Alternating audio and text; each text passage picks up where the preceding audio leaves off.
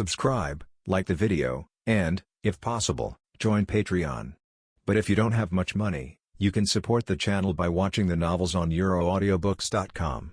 Remember that you can participate in the polls so that your favorite novel gets published for free. Small games, but this is enough for Gary to use, mainly for the convenience of communication. Gary has already applied for a SIM card in advance and inserted the card into the phone, and it can be used normally. After getting the phone, Gary didn't stay in Cerulean City for long. He left on a mountain bike in the afternoon and headed for Golden City. After leaving Cerulean City, he didn't ride too far when he met a boy wearing a baseball cap who stopped Gary's way. "Are you a trainer from Cerulean City?" asked the boy in the baseball cap. "It's a trainer, but not from Cerulean City." Gary said, "It's okay if it's a trainer. Let's have a Pokémon battle." The boy in the baseball cap took the initiative to invite him. "You look weak. I don't really want to fight you." Gary declined politely. "What did you say?" The boy in the baseball cap didn't expect that he would be disliked, but he didn't want to give up the battle with Gary. So he said, "How about this? As long as you can beat me, I will tell you where there is a powerful trainer." "How about it?" "Who is the trainer you were talking about?" Gary was puzzled. A trainer who can make a roadside trainer feel powerful should be quite strong. After all, in a roadside Pokémon battle, who would remember a trainer who defeated him for no reason? Chapter 26. Beast Master AJ, "If you beat me first, I'll tell you." The boy in the baseball cap said, "Okay, let's get started. Anyway, it's not possible to get to Saffron City in an afternoon, so let's have a fight to relieve boredom." "Okay, let's get started. My Pokémon is this." The boy in the baseball cap didn't seem to have any extra Pokémon, so he threw a Pokeball right away. Great, a purple little mouse appeared. LV-15 Rattata/normal. Gary shook his head. This was why he didn't want to fight the street trainer. They were all too weak. "Scyther, I'll leave it to you." Gary knew that his Pokémon were also quite aggressive, so in every battle, he would send them out in order. This time, it was Scyther's turn. "Ja!" Scyther raised his scythe high, and with the starting position of the Mantis Fist, he made a threatening gesture. "La!" Rattata became nervous when he saw the tall Scyther. Tall creatures are naturally intimidating. "Quick attack." Gary and the boy in the baseball cap issued the command almost at the same time. Whoosh! Whoosh! Two figures rushed forward quickly, and the phase rushed fiercely. Bang! Rattata was knocked out without any surprise. There was a huge gap between the two sides in terms of level and individuality. Scyther rushed over with quick attack and killed Rattata instantly. So strong. The boy in the baseball cap was amazed. His Rattata was actually powerless to resist. "Scyther, come back." Gary took back Scyther and asked, "Now can you tell me who the trainer you mentioned is?" The boy in the baseball cap also took back Rattata and told the truth. The man is called AJ and is called the Beast Master by the nearby trainers. He has won 77 consecutive games so far. Gary was stunned. It turned out to be AJ. Gary was very impressed by AJ. He had a very strong Sandshrew and had strict training for Pokémon.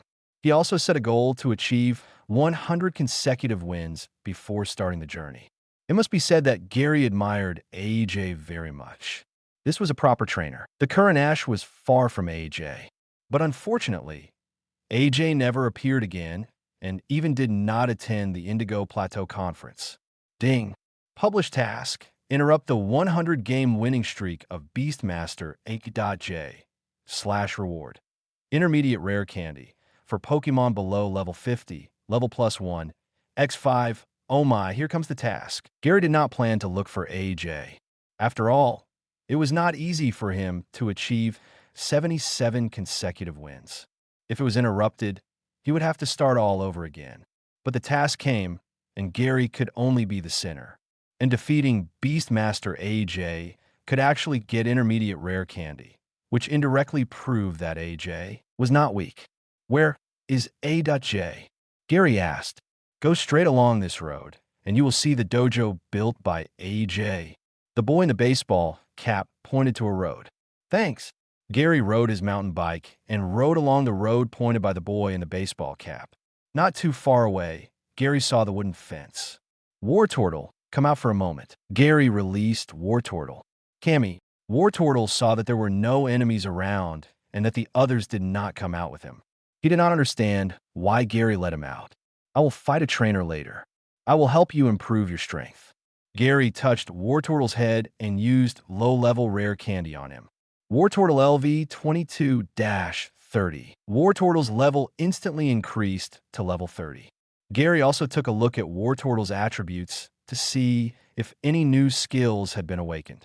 Pokémon, Wartortle attribute, water level, LV 30 potential, champion ability, torrent. When physical strength decreases, the power of water type moves will increase. Skills, tackle, tail whip, water gun, shell shrinking, rapid spin, water pulse, protect, rain dance. Professor skill, water stream burst. Intimacy, 255, maximum value 255.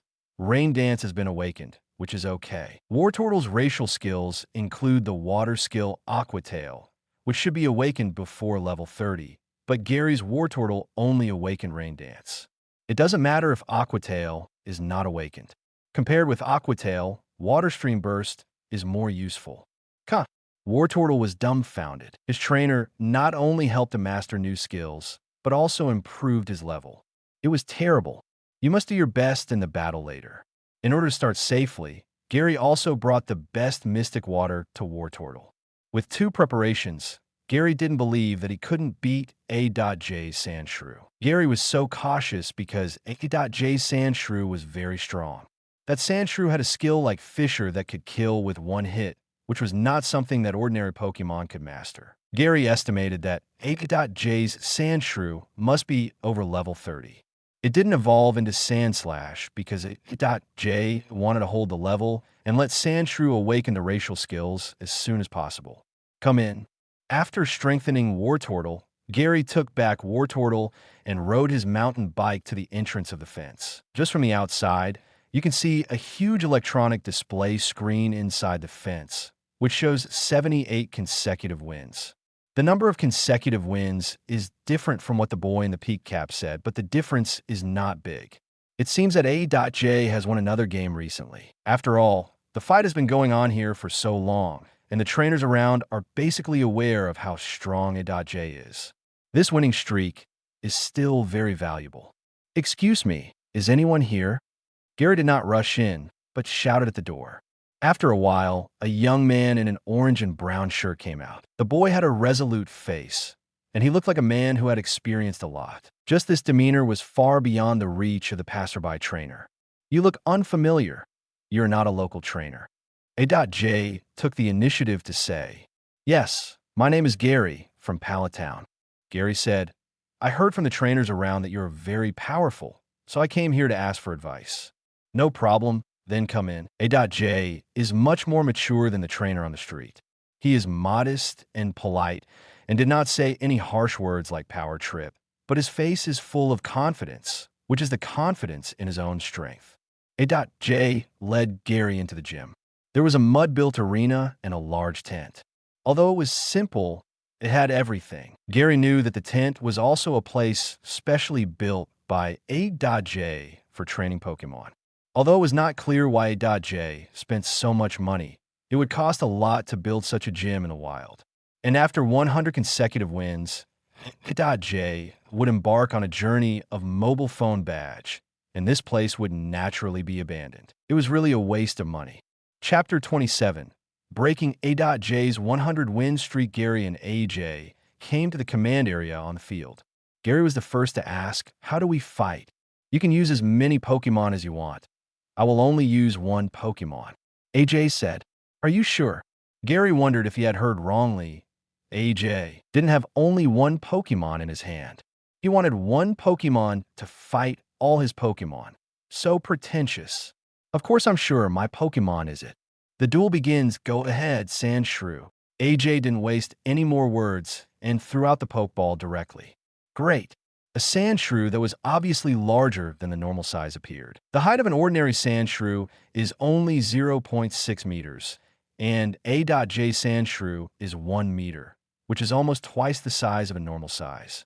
LV33 Sandshrew/Elite, it actually has elite potential, not bad. For so long, except for Squirtle and Ash's Pikachu, This is the first time Gary has seen such a high potential Pokemon on other trainers. Wartortle, leave it to you. Gary didn't continue to talk nonsense. Since A.J wanted to pretend, let him experience the long-lost taste of defeat. Great. Kami. Wartortle stared at Sandshrew and was delighted. He had fought with Sandshrew on the road before and knew that his attribute restrained Sandshrew. It turned out to be Wartortle. A.J was shocked. He didn't expect that the opponent actually had a Pokemon that restrained Sandshrew. But it doesn't matter. With 77 consecutive wins, he has no idea how many battles against the attribute have been fought. Then let's get started.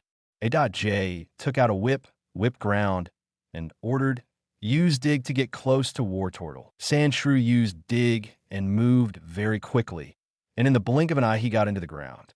Use rain dance. Gary ordered. Kami. Wartortle shouted at soaring in the sky, and a layer of dark clouds quickly formed in the sky of the venue, and a drizzle began to fall. At this moment, the ground under Wartortle's feet collapsed, and Squirtle broke out and used his body to throw Wartortle out. Rapid spin. Wartortle, who was thrown into the air, immediately retracted into his shell, performed rapid spin, and then rushed toward Sandshrew. Go underground quickly. A.J saw that Wartortle did not fall down and knew that the opponent's level was not low, so he did not dare to let Sandshrew fight hard. Sandshrew immediately escaped into the ground. Keep using water flow break to attack ground like this. A.J ordered. Rapid spins Wartortle. Water flows around the tortoise shell. These water flows turn into a water blade and then assist the rotation force of rapid spin, rotating quickly. The rotating water blade, the power is even higher. When the water blade touches the ground is like tofu normal and is easily cut by the water blade. With a sound of bang, the water blade seems to hit something underground and explodes into a ball of mist. Then, a figure rushed out of the mist. It was A.J. Sandshrew. At this moment, Sandshrew's body was wetted by water, obviously hit by Wartortle's water flow rupture. You didn't fall down. Gary was quite surprised. It seems that A.J.'s resistance training is effective. Sandshrew resisted the water flow rupture. Sandshrew, are you okay? Sandshrew landed, and A.J. immediately asked with concern. Wow. Sandshrew responded with a sonorous and powerful voice, looking directly at Wartortle. The previous attack caused a lot of damage to Sandshrew. Water gun continuous shooting. Gary ordered. Wartortle's cheeks bulged high, spraying tennis ball-sized water guns in rapid shooting. Go underground. A.J. whip ground. Sandshrew immediately went underground to avoid water gun. Gary looked at Sandshrew underground, feeling a little annoyed, and decided to make Wartortle learn Earthquake in the future. A.J. was not in a hurry to launch an attack, but was waiting for the opportunity, and the two sides were deadlocked. Snap! However, just as Wartortle blinked, A.J. suddenly swung his long whip and quickly ordered, use rollout to rush out and attack. Bang! Ground was broken. Sandshrew's body was rounded, breaking out of the ground, and directly flipped Wartortle over. Coincidentally, Wartortle's tortoise shell landed on the ground, making Wartortle unable to stand up for a while. Good opportunity, just fall down like this, use Fisher. A.J. shouted loudly. Wow. Sandshrew fell towards Wartortle. Water gun continuous shooting. Gary immediately fired back. Wartortle quickly spit up water gun, but Sandshrew didn't care at all.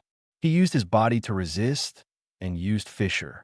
You are really tenacious, but this trick is useless. Use Protect. Gary immediately changed the command. A green barrier was summoned in front of Wartortle. Bang! Sandshrew's palm, which contained terrifying energy, hit the Protect barrier and was bounced off. Wartortle also stood up at this time, facing the bounced Sandshrew. Water Pulse. Wartortle opened his mouth and spit up a water ball, which quickly hit Sandshrew. Bang! The effect is outstanding. Sandshrew was smacked down to the ground, lying on the ground, his eyes rolling in circles, and he lost his ability to fight. I actually lost. A.J. couldn't accept it. The confidence on his face disappeared at this moment. Wartortle, you did a great job. Gary praised. Kami, Kami. Wartortle also made a victory V sign. This duel cannot be said to be easy. It can only be said that it was won without any danger. If it weren't for Protect, Sandshrew's desperate Fisher would have killed Wartortle instantly. Fisher's move is a one-hit kill skill. It can kill targets with a lower level than itself instantly. Squirtle is 3 levels lower than Sandshrew and will be killed instantly by Fisher. Especially this Sandshrew has strong defense and can even resist 3 or 4 water skills. You should know that Gary's Wartortle slacked off the top-grade Mystic Water, and with the blessing of rainy days, the power of water skills increased by 70%, but it couldn't be killed in one hit, which shows how strong the defense of this Sandshrew is.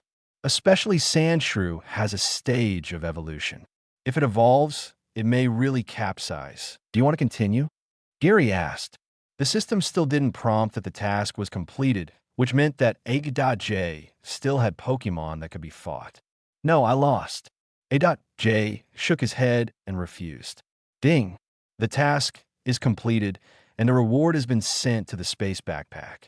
Hearing the task prompt, Gary was relieved. The next moment, Gary saw that the number 78 on the electronic screen turned into 00. A.J's 78-game winning streak was interrupted by Gary. At this moment, A.J was as wilted as an eggplant hit by frost. Are you okay? Gary asked. It's okay, but the 100-game winning streak has to start from 0. What 100-game winning streak? I set a goal for myself to win 100 consecutive wins before going out to travel. A.J said. Chapter 28. Evolution of Metal Coat. It's not necessary. If you want to travel, go ahead. You are very strong. Normal gym trainers are not your rivals. Gary suggested. If it weren't for his appearance, A.J would be able to travel in about a month. Now it would take at least 1 or 2 more months to start over. Gary's Pokémon training growth is fixed. If he continues to train, he won't grow much. He will have to fight against various powerful trainers to grow. Staying here is just a waste of time. Really, A.J has indeed been working behind closed doors. He has learned training methods from TV and has never fought against gym trainers. So he set the goal of 100 consecutive wins.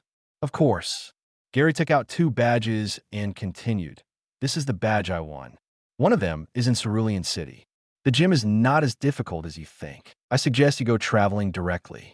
Even if you pursue 100 consecutive wins, there is no trainer around here who can match you. Thank you for your advice, but I don't plan to travel for the time being. I need to prepare. A.J said. Seeing that A.J was still so persistent, Gary stopped persuading him, left A.J's base, rode away on a mountain bike, and continued his own performance. 2 days later, Gary arrived at Saffron City. Silver Pokemon Department Store. Gary was going to evolve Scyther and was going to buy Metal Coat here. Guest, is there anything you need? Arriving at Silver Department Store, the waiter took the initiative to serve. I need Metal Coat. Is there any here? Gary asked. Guest, do you need Metal Coat as a prop or for Pokemon evolution? The waiter asked, showing that he was very professional and knew what Metal Coat could do. For evolution. Gary said, if it is for evolution, our company has specially developed a Metal Coat for evolution, which has a chance to improve the potential of Pokemon. The waiter said, really? Gary was very surprised. He originally just wanted to use an ordinary Metal Coat for evolution, but he didn't expect that Sylph would develop a Metal Coat for evolution. It's amazing. Of course it's true. Our department store is an industry under Sylph Company, and we will definitely not tell lies. The waiter assured. Sylph Company is a world-class company that specializes in the development of Pokemon-related props, and Pokeball was developed by the company. Take me to see it. Gary said, please follow me. The waiter took Gary to a counter where evolution props were sold, but there was no Metal Coat on the display cabinet. Sir, please wait a moment. The waiter came to the door of a warehouse, took out a Pokeball from his pocket, and opened it. A humanoid Pokemon appeared. The Pokemon was shaped like a child, with scattered tile-like decorate objects on its head. LV 20 Mac Hop / normal Mac Hop. Gary was stunned, not understanding why the waiter let Mac Hop out. Then, the waiter opened the door of the warehouse and took Mac Hop in. After a while, the waiter came out with Mac Hop, who was holding a half-meter-high iron bucket. Gary looked at the iron bucket in his hand in the bowl. The 3 words metal coat were graffitied on the iron sheet. Obviously, the iron bucket was filled with metal coat. Guessed, this iron flow is a metal coat specifically used for evolution. Just apply it on Pokémon and it will evolve. The waiter introduced. Can the potential really be increased? Gary was more concerned about whether the potential could be improved. It can be, but it cannot be guaranteed 100%. Just like the evolution stone, we will not guarantee that the potential of Pokémon will be improved after evolution. I hope you can understand. The waiter smiled. It's like going to the hospital for treatment. No matter what disease you have, the doctor will not guarantee a 100% cure, even for a cold. I understand. How much is this metal coat? Gary asked. For a million. Why is it more expensive than the best evolution stone? Gary was puzzled. The effect of this metal coat for exclusive evolution is similar to that of the best evolution stone. So why is the price 1 million more? Because the production of metal coat for exclusive evolution is relatively small, the price is relatively more expensive. The waiter explained. There are only 2 Pokémon that can be evolved using metal coat, namely Onix and Scyther. Scyther is a rare Pokémon with a small number, and there are not many trainers who can capture it. Onix is too big, and normal trainers can't afford to raise it. Although Onix can eat rock, the soil in the city will not allow you, Solation, to use it. If you want to feed Onix, you can only go to the wild area to find rock to eat, which is troublesome to raise. There are not many trainers who breed it. Sylph Company is a big capital, and they also want to make money. The market demand is not high, so the price is naturally expensive. Buy it. Gary took out the attached black card given by Professor Oak. Seeing the black card, the waiter was shocked. There was the name of the cardholder on it. When he saw Oak, Mao's name, the waiter knew that the boy in front of him was related to the famous Professor Oak. After paying, the waiter asked enthusiastically, "Sir, this metal coat is very heavy. If you use it now, you can evolve it in our store.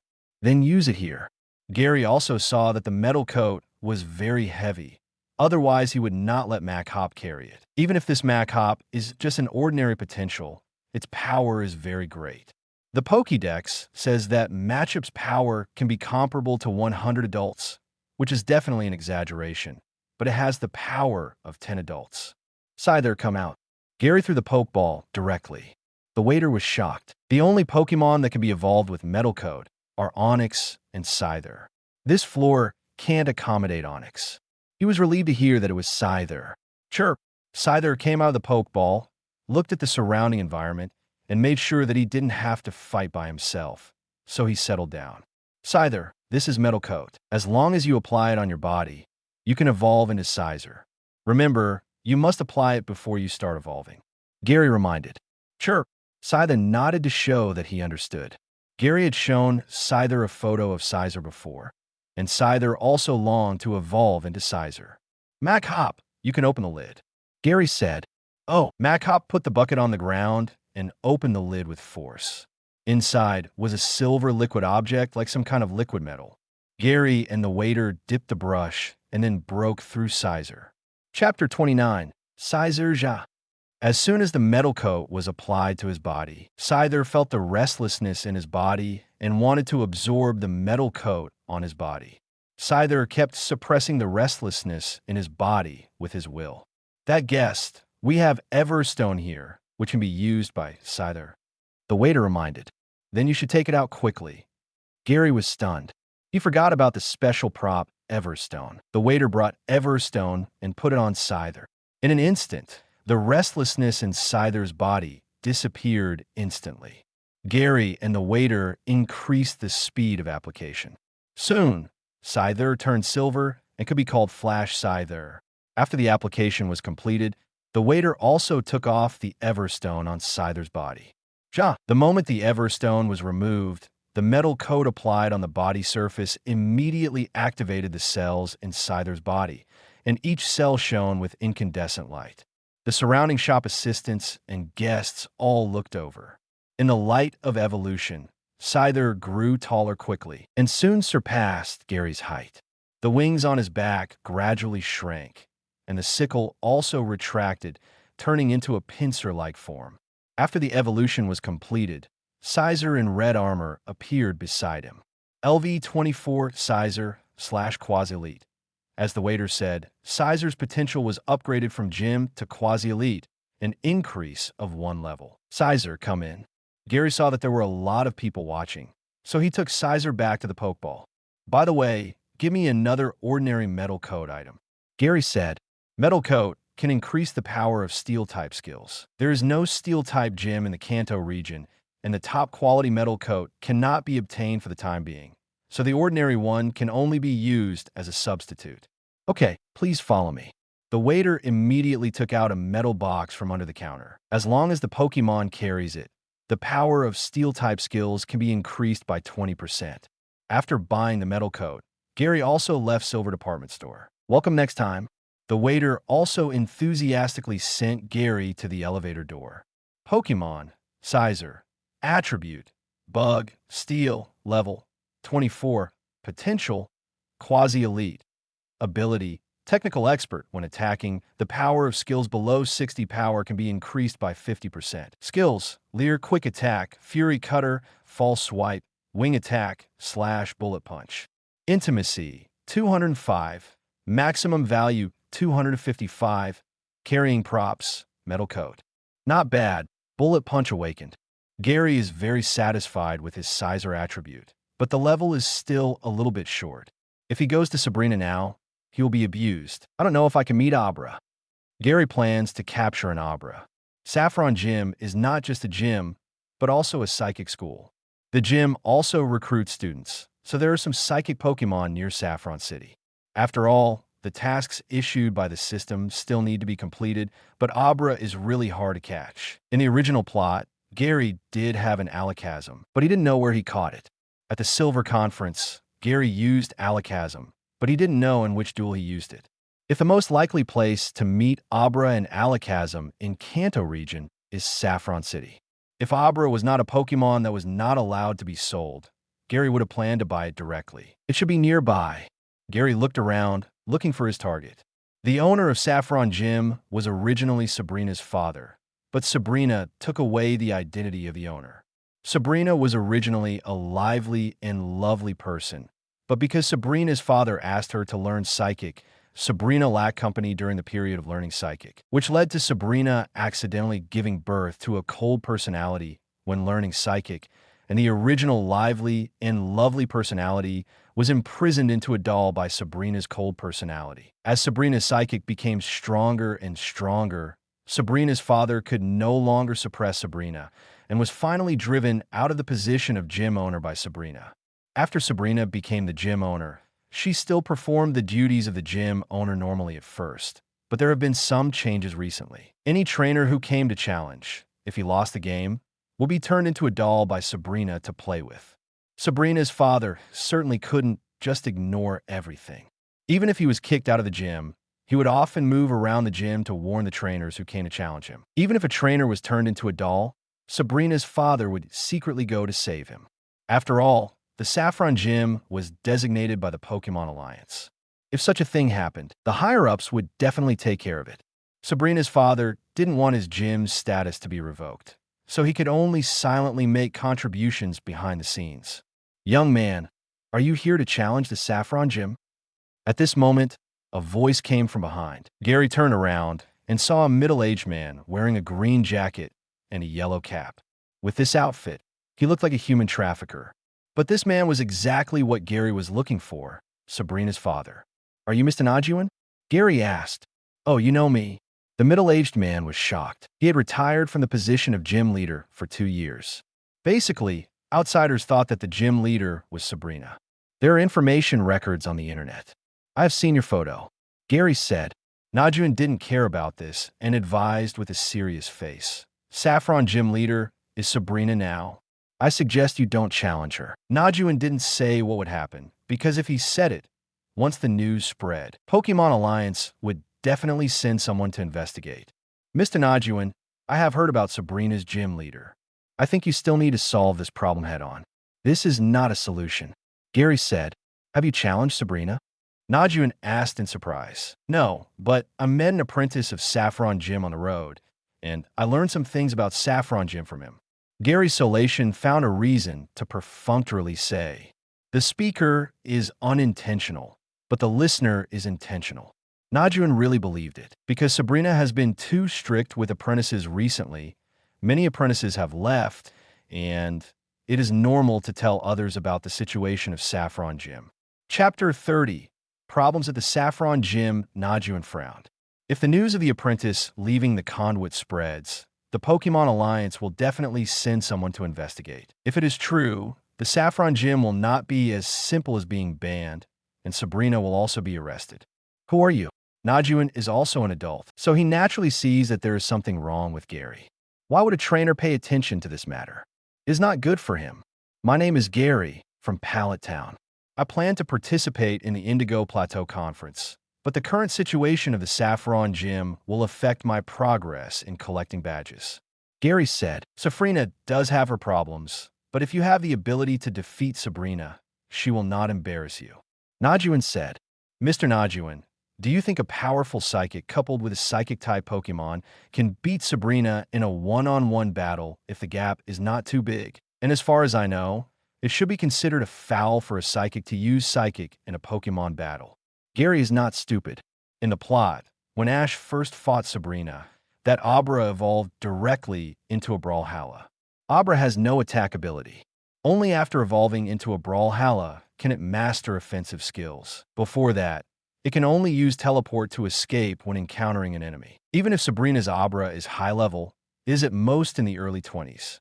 In the battle with Ash, even if it is forced to evolve, its strength will not be too strong. It can even directly bind Thunderbolt with confusion. Gary also tested it with Executor during training. Facing Wartortle's water gun, Executor's confusion only made the water gun deviate from the attack trajectory. It is basically impossible to bounce it back completely. Not to mention that Pikachu was at a high level at the time, definitely above level 30, and that Pikachu was only in the early 20s, so it was impossible to use confusion to bind Pikachu's Thunderbolt. Even if it could be done, it would consume a huge amount of mental energy, which is a very uneconomical tactic. So it is obvious that Sabrina secretly used Psychic to help Pikachu, since Sabrina would use Psychic when fighting Ash, let alone other challengers. Rather than saying it was a Pokémon battle, it would be better to say that the challenger was fighting Sabrina. Najuan, although he didn't want to admit it, Najuan had no way to defend himself. As Sabrina's father, Najuan knew Sabrina's experience from childhood to adulthood. She started learning Psychic at the age of 6, and because she was stronger than Pokémon, she never bred Pokémon. The previous gym battle was indeed, as Gary said. Sabrina randomly sent out a Pokémon in the gym, and Sabrina secretly used Psychic to assist the Pokémon in the battle. You are right, but what's the use? Sabrina's Psychic has long surpassed me. I can't do anything to Sabrina now. Najuan said helplessly. After being exposed by Gary, Najuan was a little collapsed at this moment. She didn't know what happened to her happy family that led to such a result. Looking at the depressed man in front of her, it was hard to imagine that he was still a psychic. Gary could also understand Najuan's difficulties. He had a certain responsibility for Sabrina's becoming like that, but he couldn't be blamed entirely. Sabrina herself had some problems. That is, she was too talented. At such a young age, she could explore Psychic to the point of surpassing her father. This talent is so terrifying. When did Sabrina become like this? Gary asked indirectly. Sabrina suddenly became indifferent when she was 8 years old. At that time, I was busy with the gym and school, so I didn't pay much attention to it. About 2 years ago, Sabrina suddenly asked me for the position of gym leader and kicked me out of the gym, Najuan said. Why did Sabrina suddenly change her temperament? Did she go crazy while practicing Psychic? I don't know about that either. Then Sabrina hasn't changed at all? Well, except for her cold personality, Sabrina has a doll next to her that looks like when she was a child. Najuan thought about it, and it seemed that Sabrina's sudden change was after the doll appeared. Gary was very troubled. Najuan was a psychic master after all, and he had led the conversation to this point. Why didn't he figure out the key to the problem? I once discussed psychics with my grandfather, and he said that psychics' personality changes may be related to practicing in prison. I wonder if Miss Sabrina is like that. Gary said, en prison. Hearing this, Najuan's thoughts were immediately pulled back to 10 years ago, when Sabrina was 6 years old and was still a lively and cheerful little Stephanie. As a psychic, Najuan decided to teach Sabrina psychic. Sabrina showed her amazing psychic talent at that time, and soon mastered the psychic taught by Najuan. After that, Sabrina often studied psychic. Najuan later became the gym leader of Saffron Gym and had to deal with the affairs of psychic school. So he neglected to teach Sabrina and let Sabrina read books and study by herself, and let his wife watch over her.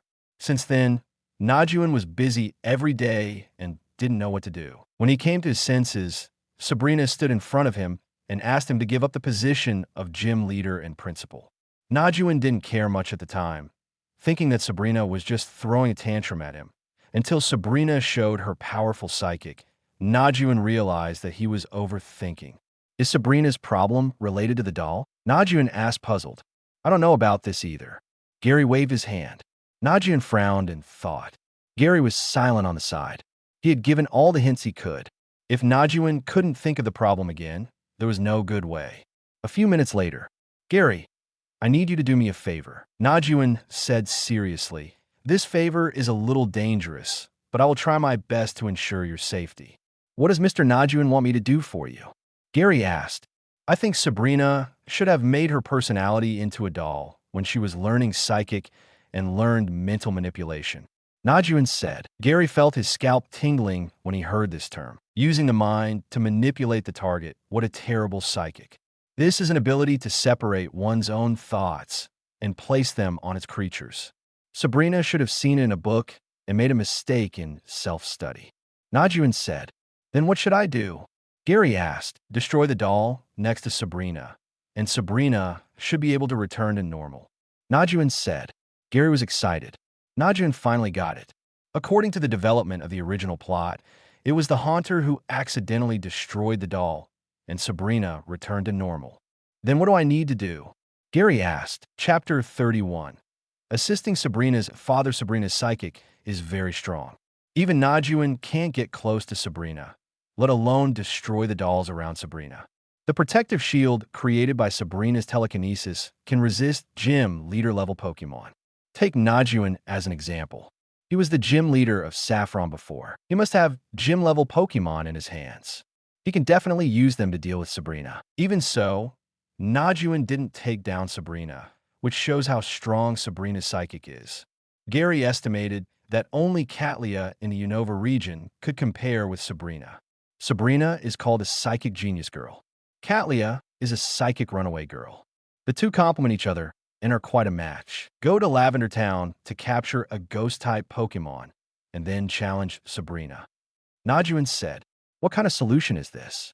Even if ghost Pokémon restrains psychic Pokémon, ghost Pokémon itself has no resistance to psychic, and Sabrina can deal with ghost Pokémon barehanded.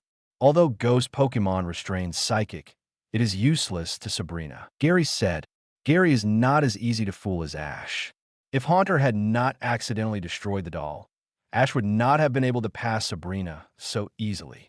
I understand, but the invisibility of ghost Pokémon can smoothly approach Sabrina. When you fight Sabrina, secretly order ghost Pokémon to attack the doll next to Sabrina. Najuan said. Gary held his chin. He came to give Najuan advice, but how did he get dragged in, and now he has to face Sabrina directly? Mr. Najuan, can't you just destroy the doll next to Sabrina? Gary asked. I can't help it. Sabrina will notice me as soon as I enter the gym. She will be very alert. Only ghost Pokémon can get close to Sabrina without anyone noticing. Najuan said. Since being kicked out of the gym by Sabrina, Najuan has no home to return to and can only wander around Saffron City. If it weren't for her identity as a psychic, she would be like a homeless person. Okay, then I'll go to Lavender Town to have a look. Gary also plans to capture ghost Pokémon. Gary's original goal was to capture the Forsaken, but now it seems that he can only capture Ghastly or Haunter. Then I'll leave it to you. As long as Sabrina can return to normal, I will definitely repay you. Najuan entrusted. Hearing that he was going to repay him, Gary thought that he could take this job. So he asked, any ghost Pokémon will do? No strength requirements. Yes, as long as it is a ghost Pokemon that can turn invisible. Then Mr. Najuan, do you know where there are ghost Pokemon in Lavender Town? I don't know about this. Ghost Pokemon are elusive and only move at night. You can check the Pokemon Tower in Lavender Town. Got it. I'll go and try it. Gary nodded. He didn't know about the Pokemon Tower. In the game, the Pokemon Tower is where Pokemon are buried. However, the Pokemon Tower in the animation is a little special. It is the residence of ghost Pokemon, where Ghastly, Haunter, and Gengar live. In addition to liking to scare people, the personalities of these three guys are not bad. Especially the Haunter was kind. Anyway, as long as Sabrina returned to normal, there was no need to worry about affecting Ash's trip. Anyway, Ash had never successfully subdued the Haunter. There is no time to lose. You should leave now. It's nighttime. Najuan didn't give Gary a chance to think. She put her hand on Gary's shoulder, and with the other hand on his head, she disappeared from the spot with Gary. The next second, Najuan appeared at the west exit of Saffron City with Gary. Gary looked at the sudden change in the surrounding environment and knew that Najuan was taking him to use teleport. This felt pretty good. I can only take you here. I have to go back and continue to watch to prevent any trainer from challenging Sabrina. Najuan said, Okay, I will come back as soon as possible. After saying goodbye to Najuan, Gary rode all the way, put Butterfree at the back of the car, and used Gus to speed up. Finally, at night, he arrived at Lavender Town. Because Lavender Town has ghost-type Pokemon, the town's residents normal will not come out at night, and the whole Lavender Town seems particularly quiet. Gary fed his Pokemon a few energy cubes to fill his stomach, and then came to the Pokemon Tower. The Pokemon Tower is the ground of Lavender Town, surrounded by Pokemon graves, and the environment here seems particularly gloomy. Arrived at the door of the Pokemon Tower, Gary looked around and said it was more like a demon bulge than a Pokemon Tower, especially the gate was completely like the mouth of a Gigantamax Gengar. Growlithe, come out. Gary released Growlithe. Woof! Growlithe was energetic and had not trained today, so the contest condition was very good at the moment. Growlithe, there are ghost-type Pokemon here. If you find anything strange, just use Odor Sleuth. Gary said, Woof! Growlithe responded with a bark. Growlithe awakened Odor Sleuth at level 10. It can only be said that Growlithe was born in the police force. The awakened skills can help police officers do things. The effect of Odor Sleuth skill is the same as Foresight. It can make ghost Pokemon show their true form, and normal and fighting skills can also hit ghost Pokemon under Foresight contest condition. Of course, it is best to avoid fighting as much as possible. Ghastly, Haunter, and Gengar in the Pokemon Tower are not bad Pokemon. They just like to make people laugh, but every time they end up scaring people. Let's go in. Gary pressed the flashlight he prepared and followed Growlithe to the gate of the Pokemon Tower. The gate was not locked and opened with a little force. The interior decoration was very homely. It looked like someone had lived there before, but I don't know why it was abandoned like this. People from Lavender Town would not come here. Gary's Eye of Insight was also always open, looking around to find the ghost Pokemon in the tower. Growlithe was a newborn calf who was not afraid of ghosts. He was not afraid at all. He looked here and there. He would go over to smell any new items he encountered. Hello, is anyone there? Gary shouted loudly, trying to attract the attention of Gengar and the others. After waiting in the hall for a while, no ghost Pokemon appeared. Growlithe, let's go in and take a look. Gary took Growlithe up the stairs and entered the corridor. He saw a door on both sides of the corridor, a few meters away, with white light coming through the crack of the door.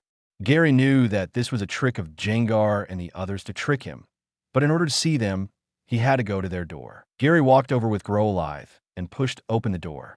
There was a long dining table in the restaurant inside the door, with tableware neatly placed on it, as if someone would come to eat at any time. Chapter 32, Pokemon Tower, Trickster Ghost Pokemon Woof.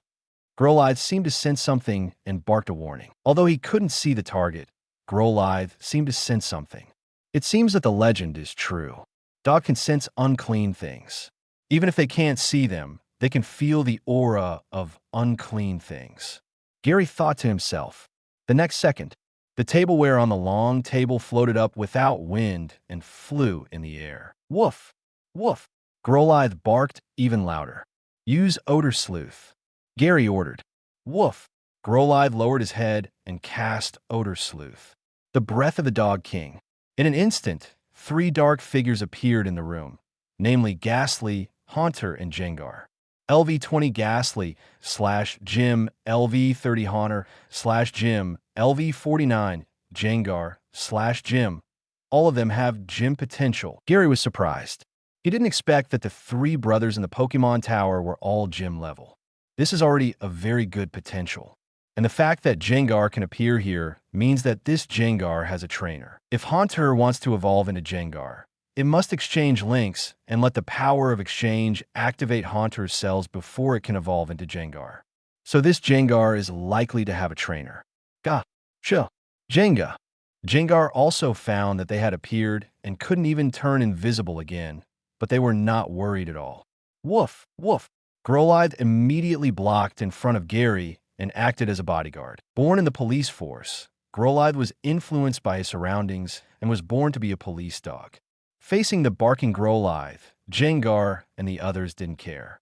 They made faces at Growlithe, making faces in all kinds of abstract and funny ways. After making faces, they were still laughing. Woo! Growlithe was also confused by these 3 guys and didn't know what they were doing. Clap, clap, clap. Applause suddenly sounded around. Jengar and the others stopped laughing and stared at Gary, who was clapping. They were all stunned. Not bad. Your comedy performance is very innovative. Gary praised. Jenga. Gas. Jengar was shocked. It was the first time in such a long time that someone recognized their comedy performance. He was immediately moved. They usually ran out to perform for the residents of the town, but they were not liked by the residents. In the end, they had to stay in the Pokemon Tower to entertain themselves. And today, someone finally recognized them. Woof! Growlithe looked at Jengar and the others who were laughing and crying, and his brain went blank. He felt that Jengar in front of him might be a fool. Jenga! Gas! Jengar and the others immediately ran to Gary and began their facial expressions, role-playing various funny expressions, which were quite unique with their creepy faces. Haha, you guys are really interesting. Gary laughed. Although Jengar and the others' comedy performances were not good at all, they were funny in themselves, and they worked so hard to make people laugh, which was very funny and interesting. Hearing Gary's praise, Jengar and the others performed even harder. After so many years, someone finally recognized their comedy performances. Growlithe was even more confused, but seeing that Jengar and the others had no intention of attacking, he also put down his guard and watched the performance with Gary. Jengar and the others performed for a long time before stopping. Jengar came over and asked Gary how they performed. Your performance was very good, but there is still a lot of room for growth. Gary commented. Jengar and the others didn't quite understand what a lot of room for growth meant, and they were satisfied just to hear that the performance was very good. By the way, I have a friend who doesn't like to laugh. I think if you perform in front of my friend, you will definitely make her laugh. Gary said. Jenga. SSSS. Gas. Jengar and the others were very surprised.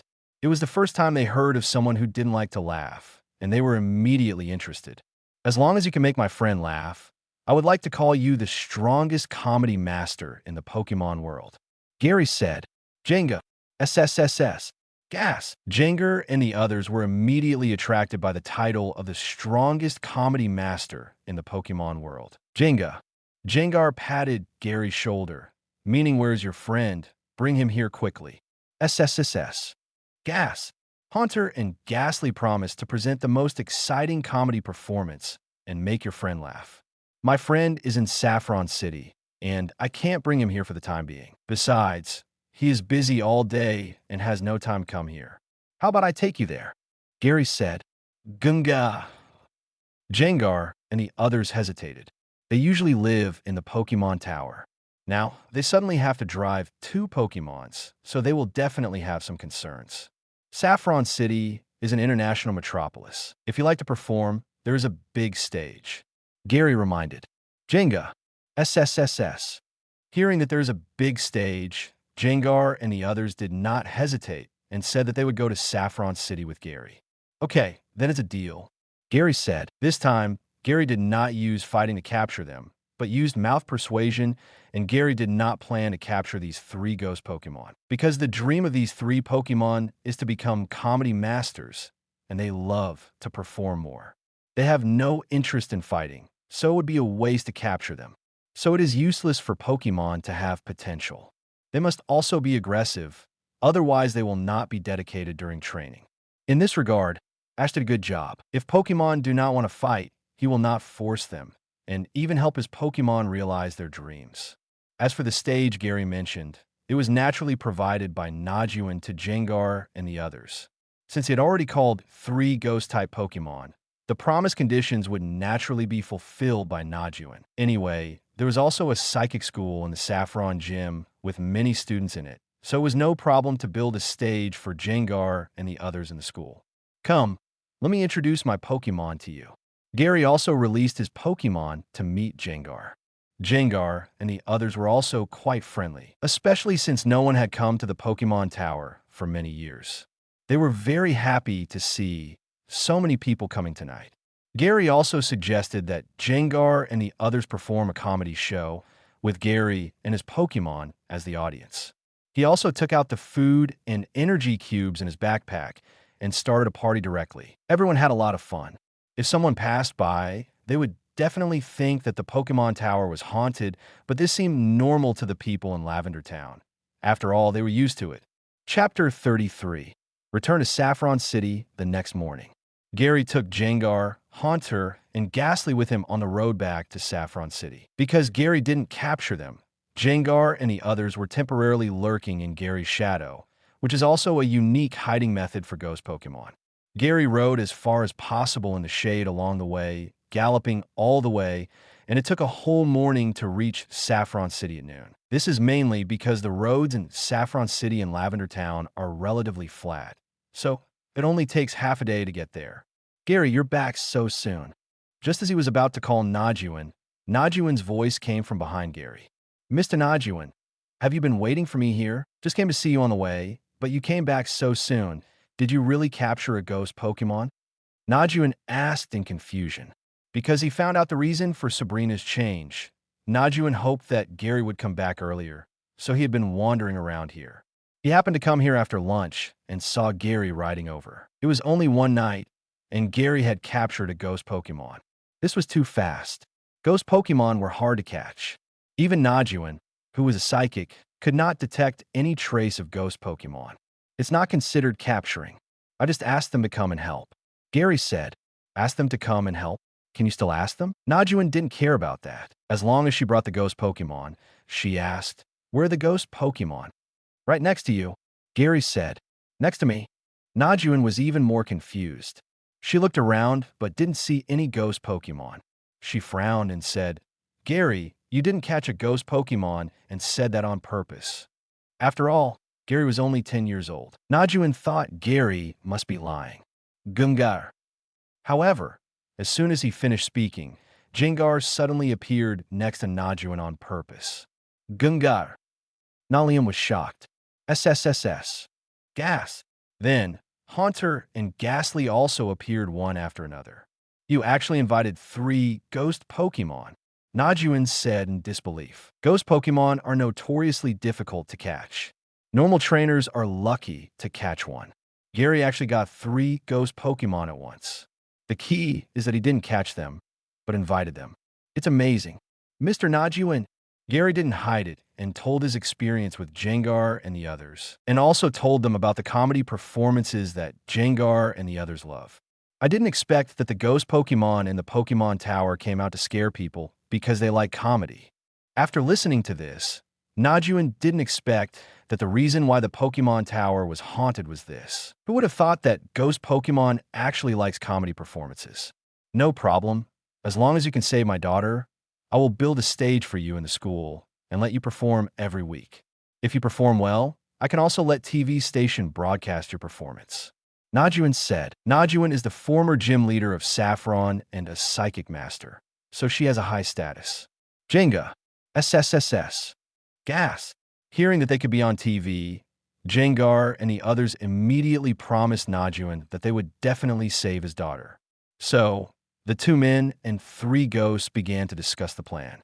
The plan was simple. Gary would challenge Sabrina, and then Jengar and the others would quietly go to Sabrina's side. When the battle reached a certain point, Najuan would appear by teleport. When Najuan appeared, it was the time for Jengar and the others to attack. At that time, they could just attack the doll next to Sabrina. Jengar and the others nodded in agreement. Gary felt a little suspenseful because Jengar and the others were not reliable. In the original plot, Hunter promised to help Ash, but he disappeared at any time and completely forgot what he promised Ash. Although Jengar and Ghastly are here now, it seems that they're not much better than Hunter. But in order to get Abra, Gary had a compromise. After discussing the plan, Gary also had lunch and rested for a while, and then came to the door of Saffron Gym. Ding. Post a task. Get Saffron Gym badge/rewards. Intermediate rare Candy X10. Permanent skill learning device Dream Eater. Top quality twisted spoon. Psychic skill power increased by 50%. X1. Gary was stunned. The rewards for the gym tasks have changed. The low-level rare candy that was previously rewarded has become intermediate rare candy. This should be judged based on the strength of the gym, but Sabrina is only worth the intermediate rare candy. From this point of view, Sabrina is not very strong, and the skills rewarded this time are quite good. Gary can master the Pokémon in his hand, Butterfree, and Executor, including Abra that he will capture later. Then let's test Sabrina's strength. Gary walked over and pressed the doorbell. Soon, a male apprentice came out to open the door. "Who are you?" the male apprentice asked. "My name is Gary from Pallet Town, and I'm here to challenge the gym." Gary introduced himself. "Challenging the gym? I suggest you go back and practice again. Our gym leader is very strong." Seeing that Gary was younger than himself, the male apprentice definitely could not be a rival of Sabrina, and suggested that Gary go back and practice again. "If you want me to go back, let Sabrina defeat me," Gary said disdainfully. "Since you're looking for death, then follow me." The male apprentice also knew the situation in the gym. He kindly advised Gary to leave, and since he didn't listen to the advice, it was not his fault. It's not that the male apprentice couldn't say it directly, but the entire Saffron Gym was under Sabrina's monitoring. If the male apprentice rashly told the situation in the gym, he might be killed by Sabrina. So the male apprentice could only use this method to drive people away. Gary followed the male apprentice and came to the battle site in the gym. There was a curtain-style door at the end. The male apprentice walked to the curtain door, knelt on one knee, and said respectfully, "Miss Sabrina, someone wants to challenge you." After the words fell, the curtain door swing was raised horizontally, revealing everything behind the door. A shadow could be seen behind the curtain door, and a long-haired little Stephanie, wearing a white skirt and a top hat, was sitting on a chair. Little Stephanie suddenly raised her head. Her eyes glowed red, and an invisible telepathic ability suddenly bound the male apprentice. The male apprentice screamed immediately, feeling that his body was about to be crushed. "I'm sorry, I shouldn't have said too much. Please forgive me." The male apprentice immediately thought of what he had said before and hurriedly apologized and begged for mercy. Maybe the male apprentice's plea for mercy touched little Stephanie, and the confusion that bound the male apprentice disappeared. The male apprentice was frightened and panicked and fled directly from here. Chapter 34. Gary versus Sabrina. It's really bad, Gary thought to himself. Gary knew that little Stephanie was part of Sabrina's innocence. Although innocent, she was also really scary sometimes. After all, children only want to have fun. They can do anything for fun without considering the consequences of doing such things. "Hello, my name is Gary from Pallet Town, and I'm here to challenge your gym." Gary said, "Well, I can compete with you, but if you lose, you have to be my friend and stay to play with me." Little Stephanie said innocently, "No problem." Gary didn't care much. Sabrina was bound to lose anyway. In order to win this duel, Gary had already raised the level of Sizer to level 30. It was not easy to beat a Braveheart. Hearing Gary's agreement, the curtain door rose, revealing the back completely. The little girl was not sitting on the chair, but on the legs of a black girl with long straight hair. The girl was Sabrina herself. Bang! The door behind him was suddenly shut. Gary didn't even turn his head. He knew it was Sabrina who closed the door. Seeing Gary's indifference, Sabrina was also quite surprised. Usually, trainers who challenged her were very nervous, and it was the first time she saw someone as calm as Gary. Sabrina suddenly stood up. Her feet broke free from gravity, floated to the command area below, and introduced. One-on-one. Absolutely no regrets, do you understand? Understood. Gary nodded. Sabrina didn't say much. The Pokeball held by the doll in her hand floated up and flew towards the ground. Come out, Abra. Great. The Pokeball fell to the ground and opened, and a saffron-colored Abra with a fox face appeared. Abra rests for 18 hours a day, but even in rest, it can still move.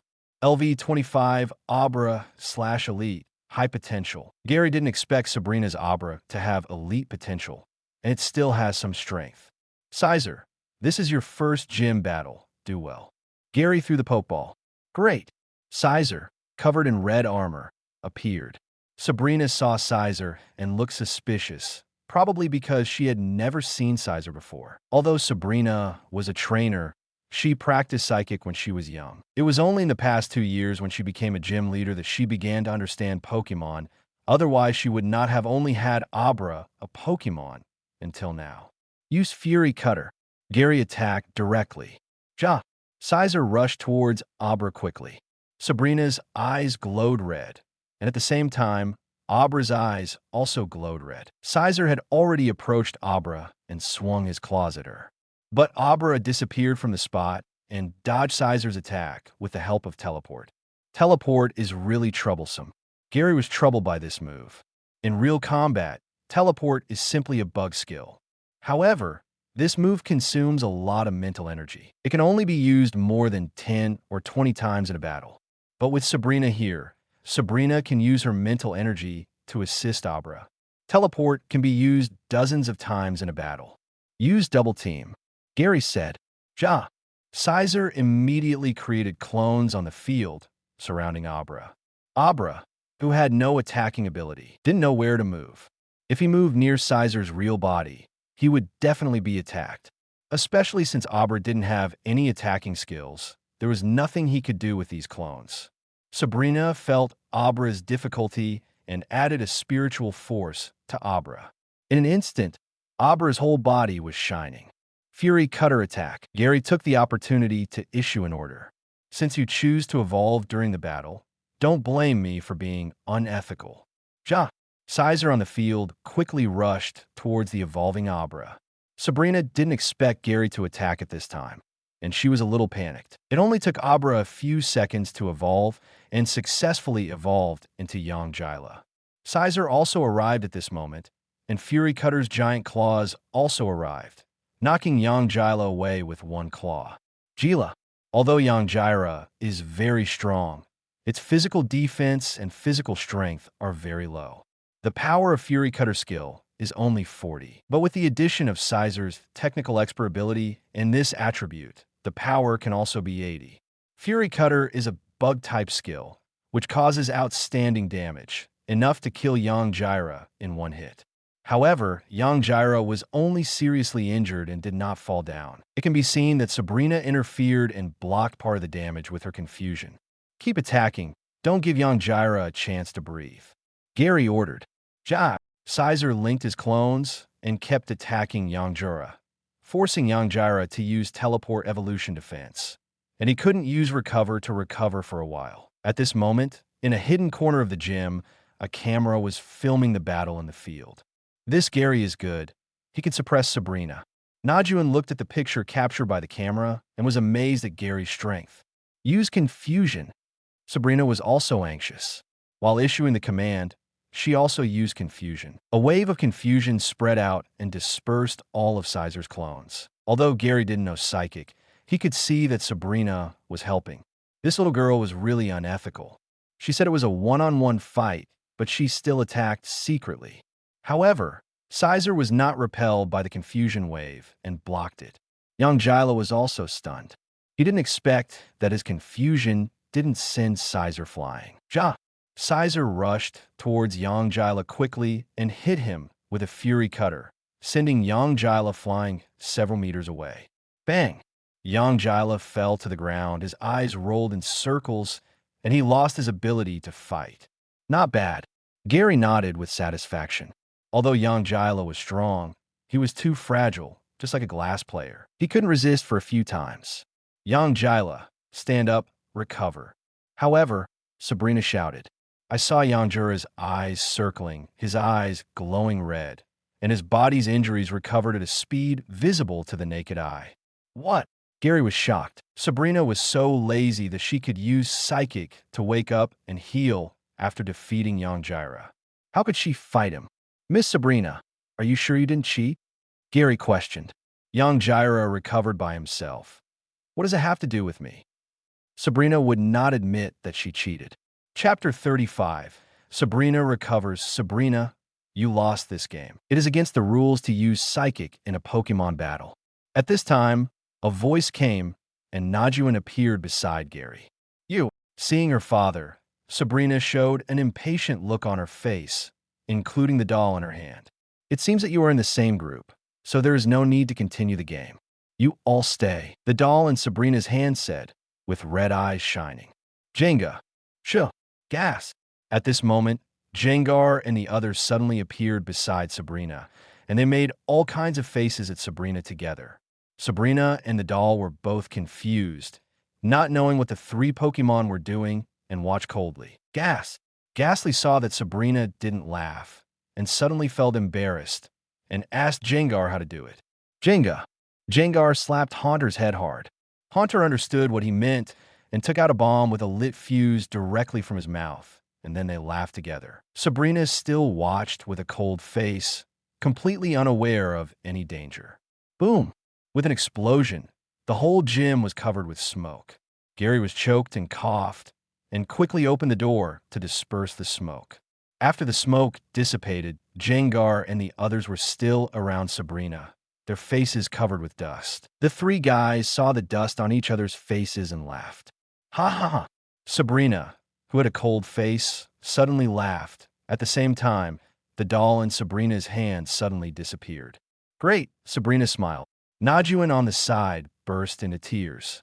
He had been looking forward to this day for almost 3 years. Where did the bomb come from? Gary was curious about where Haunter's bomb came from, which was obviously not in the plan. Gary didn't know that this bomb was actually a performance that Haunter had recently learned from TV, but there was no bomb in Lavender Town. Today, he came to Saffron City and found it by accident, so he tried to perform it. After Sabrina returned to normal, she showed a guilty expression when she saw Najuan.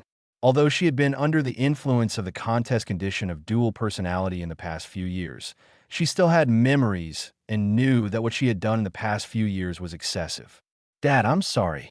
Sabrina apologized. It's okay, it's all Dad's fault. It was Dad's negligence that led to you becoming like this. Najuan couldn't bear to blame Sabrina. He also knew how dangerous it was to let a child learn psychic alone. That, Mr. Najuan, your wife is still being imprisoned. Gary reminded. The father and daughter who were hugging each other immediately realized that their wives/mothers were still being imprisoned. Sabrina hurried to the room and released her mother who had turned into a doll, and the family was truly reunited. Gary, thank you so much. Tell me what you want. As long as I can do it, I will definitely satisfy you. Najuan said. Can you give me the badge first? Gary asked. Don't worry about this. You have already defeated Sabrina. The badge will definitely be given to you. Najuan said. Here you go. I lost this gym battle. Sabrina suddenly rushed out and took out a badge from her pocket and handed it to Gary. Thank you. Gary quickly took the badge. Ding. Mission completed. The reward has been sent to the space backpack. Hearing the system's prompt, Gary put the badge away contentedly. However, when Gary was about to say something, he found that Sabrina was looking at him. Although Sabrina's expression was not as cold as before, it still couldn't hide her own iceberg beauty temperament, and there was a little sense of oppression invisibly. Gary, if you have any needs, just tell me. Najuan said the same thing, wanting to repay Gary. Mr. Najuan, I really want to breed an Abra. Do you have any here? Gary asked. Abra, we have in our gym, but I don't know if it has been assigned to the students. Najuan asked. Sabrina, are there any Abras in the breeding house? For almost 3 years, Sabrina has been managing the gym and the school, and he doesn't know if there are any Abras in the gym. No, the latest Pokemon bred have been given to the students, Sabrina said. Gary was stunned. He did so many things, but all for Abra. This, Najuan was also embarrassed. The Pokemon were all assigned to the students, and it was not easy for him to ask the students to take it back. Mr. Najuan, can you help me catch an Abra in the wild? Gary asked. Abra's whereabouts are erratic, and it's still difficult to catch it. How about this? I'll tell you when the alakazam in my breeding house lays eggs. Do you think it's okay? Najuan said. Okay. Gary didn't object. After seeing Sabrina's Abra, it has elite potential, which means that the alakazam in the Saffron Gym has high potential, and alakazam is a Pokemon that can be used as a main force, so it's worth it for Gary to wait. No need to wait. I still have an Abra. Sabrina suddenly interrupted. Gary and Najuan were stunned for a moment. Miss Sabrina, you still have an Abra. Why do you want to breed 2 Abras? Gary asked, puzzled. Because there are 2 Abras, I want to see which one is stronger, so I breed them both to see. Sabrina said. Gary, what kind of Dubai breeding method is this? Abra is not an ordinary Pokemon. You can't breed it in batches like that, and finally decide which one to breed. The salary of the gym is fixed, and even the psychic school can't earn much tuition. So, Miss Sabrina, do you mean to give me the remaining Abra? Gary asked. Since Sabrina has said that she still has an Abra, she is naturally going to give it to him. Although Sabrina's level of breeder Pokemon is very low, her vision is definitely not bad. The 2 Abras that she likes are estimated to have potential above the gym level. Yes, but you have to agree to one request of mine. Sabrina said. Gary, I knew that it would not be so easy to give him Abra if Sabrina asked for it. But Gary had to agree. Abra with high potential is still worth paying for. I want to travel with you. Sabrina said. What did you say? Gary and Najuan were both confused. They didn't understand why Sabrina made such a request. Saffron City is too boring. I want to go out and relax. By the way, I want to laser focus on my level as a trainer. Sabrina said, after the fight with you just now, I feel that my level as a trainer is very poor. I want to stay with you and learn well. After hearing Sabrina's explanation, Gary couldn't find any problems. Sabrina's level as a trainer is indeed not good. The reason why she won before was that Sabrina was fighting against the challenger. Chapter 36. Sabrina follows the team. I think it's okay. Sabrina's mother interrupted. Najuan didn't understand why his wife agreed. After all, Sabrina has just recovered. So how can he let her go out to travel? What if something happens on the way? Okay, then listen to Mom. Najuan wanted to refute, but when he saw his wife winking at him, he shut up. Gary, what do you think? Najuan looked at Gary. After all, it was Sabrina who asked to follow Gary, so he still had to get Gary's consent. Gary was in a headache. You can get Abra whether you agree or not. But if you don't agree, you will offend Sabrina. What if Sabrina makes things difficult for you when you get Abra? But if you let Sabrina travel with you, it will be very inconvenient on the road. After all, Gary has his own secrets.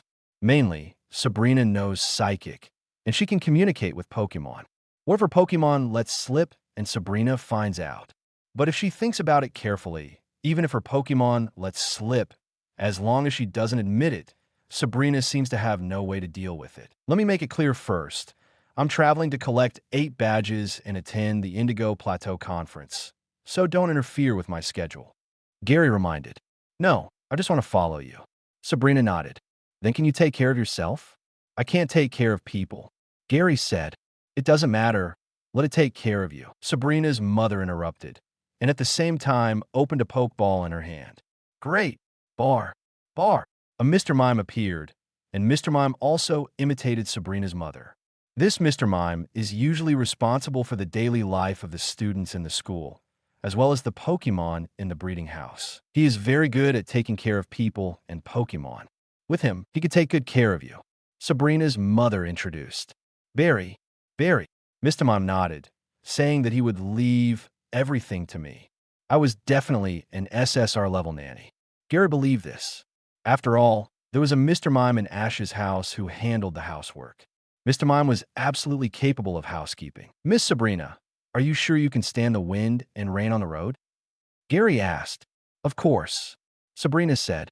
Gary couldn't tell the truth from the false. Although Sabrina was a psychic, she had lived in a big city since she was a child. She was naturally spoiled and might not be able to stand a little hardship. Although Gary was born tall, he lived in Palatown since he was a child. He lived the same life as the children in the village every day. He could endure hardships since he was a child. The wind and rain were no problem for him. Okay, then please give me more advice in the future, Sabrina. Gary extended his hand to Sabrina. Sabrina was stunned for a moment, then understood what Gary meant and slowly extended her hand.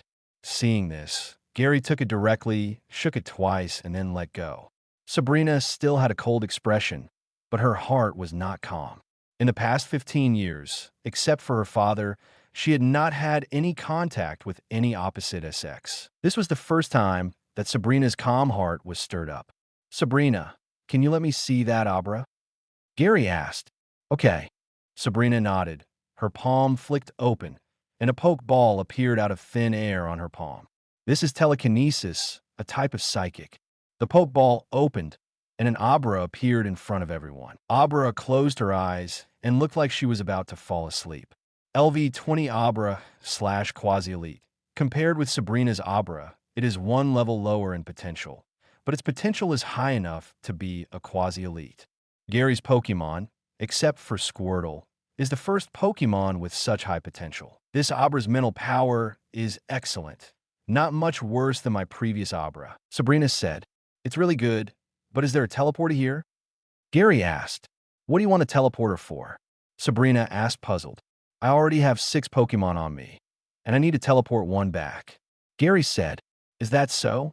Then come with me. Najuan didn't think so, and took everyone to the room next to the breeding house in the gym, where there was a teleporter, which was specially arranged here to facilitate the transmission of Pokémon. Gary directly dialed Professor Oak's laboratory number, and it was connected in a short while, and Professor Oak himself appeared on the screen of the teleporter. What? Professor Oak. It's really Professor Oak. The one who said Chuan Lu on TV. Sabrina's family recognized Professor Oak's identity, and at the same time, they were confused as to why Gary was related to the famous Professor Oak. Oh, hello. Professor Oak also saw Sabrina's family behind Gary and waved to greet him. Hello, Professor Oak. I'm Najuan, the owner of Saffron Gym. I've seen you before. Do you remember? Najuan asked. Oh, it's Mr. Najuan, the psychic. Long time no see. Professor Oak knew about psychics and had been in contact with them when he was young. Yeah, Professor Oak, what's your relationship with Gary? Najuan asked curiously. Gary, he's my grandson, Professor Oak said.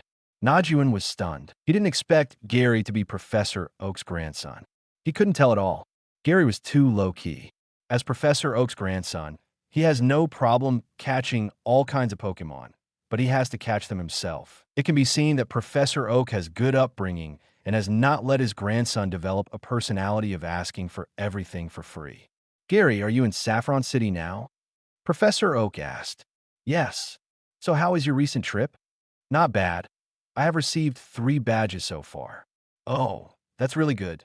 Then have you caught all the Pokémon? Did you know that Orange and Yellow have sent Pokémon, but you and Ash haven't sent any Pokémon? Professor Oak complained. Professor Oak is looking forward to his grandson sending Pokémon over, and he will definitely arrange training for these Pokémon when the time comes. Coincidentally, I was planning to send a Pokémon back. Gary said, Oh, what Pokémon is that? Butterfree. Oh, it's the Flash Butterfree. Send it here quickly so I can take a look. Professor Oak urged. Although Butterfree is a very common Pokémon, shiny Pokémon is still worth observing. Okay, I'll tell Butterfree first. Gary took Butterfree out. After all, it was the first time to deposit Pokémon, and Butterfree had never left Gary, so naturally he had to do some ideological work on Butterfree in advance. Chapter 37. Quasi-Elite Abra Meow. Butterfree nodded, understood Gary's meaning, and said that he would train well with Professor Oak. Well, then come in. After doing ideological work for Butterfree, Gary took Butterfree back to the Pokeball and teleported it to Professor Oak. Gary, I have received it here. On the screen, Professor Oak picked up a Pokeball and opened it, releasing Butterfree. This color is pretty. Professor Oak saw Flash Butterfree, and his mind was immediately attracted. Butterfree, keep an eye on my grandfather during training. Don't let him rest too late. Gary reminded. Meow. The nod on the screen promised to let Professor Oak rest on time every night and never let Professor Oak stay up late. Okay, now you can give me Abra. The call ended, and Gary could officially get Abra.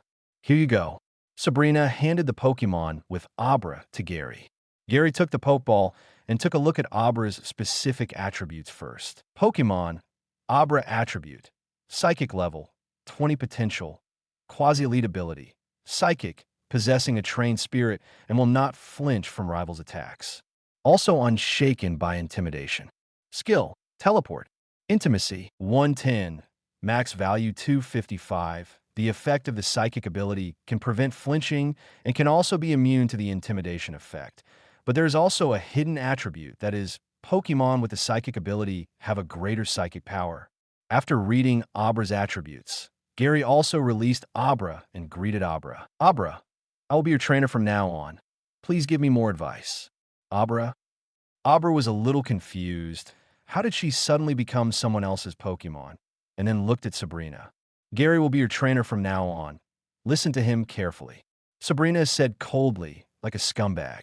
Woo! Abra didn't object. As a psychic Pokemon, Abra was very smart. He knew that Sabrina had bred 2 Abras and that Sabrina would choose one of them for breeding. Although Abra was a little frustrated that he was not chosen, he quickly accepted it. At least Sabrina found a good trainer for him.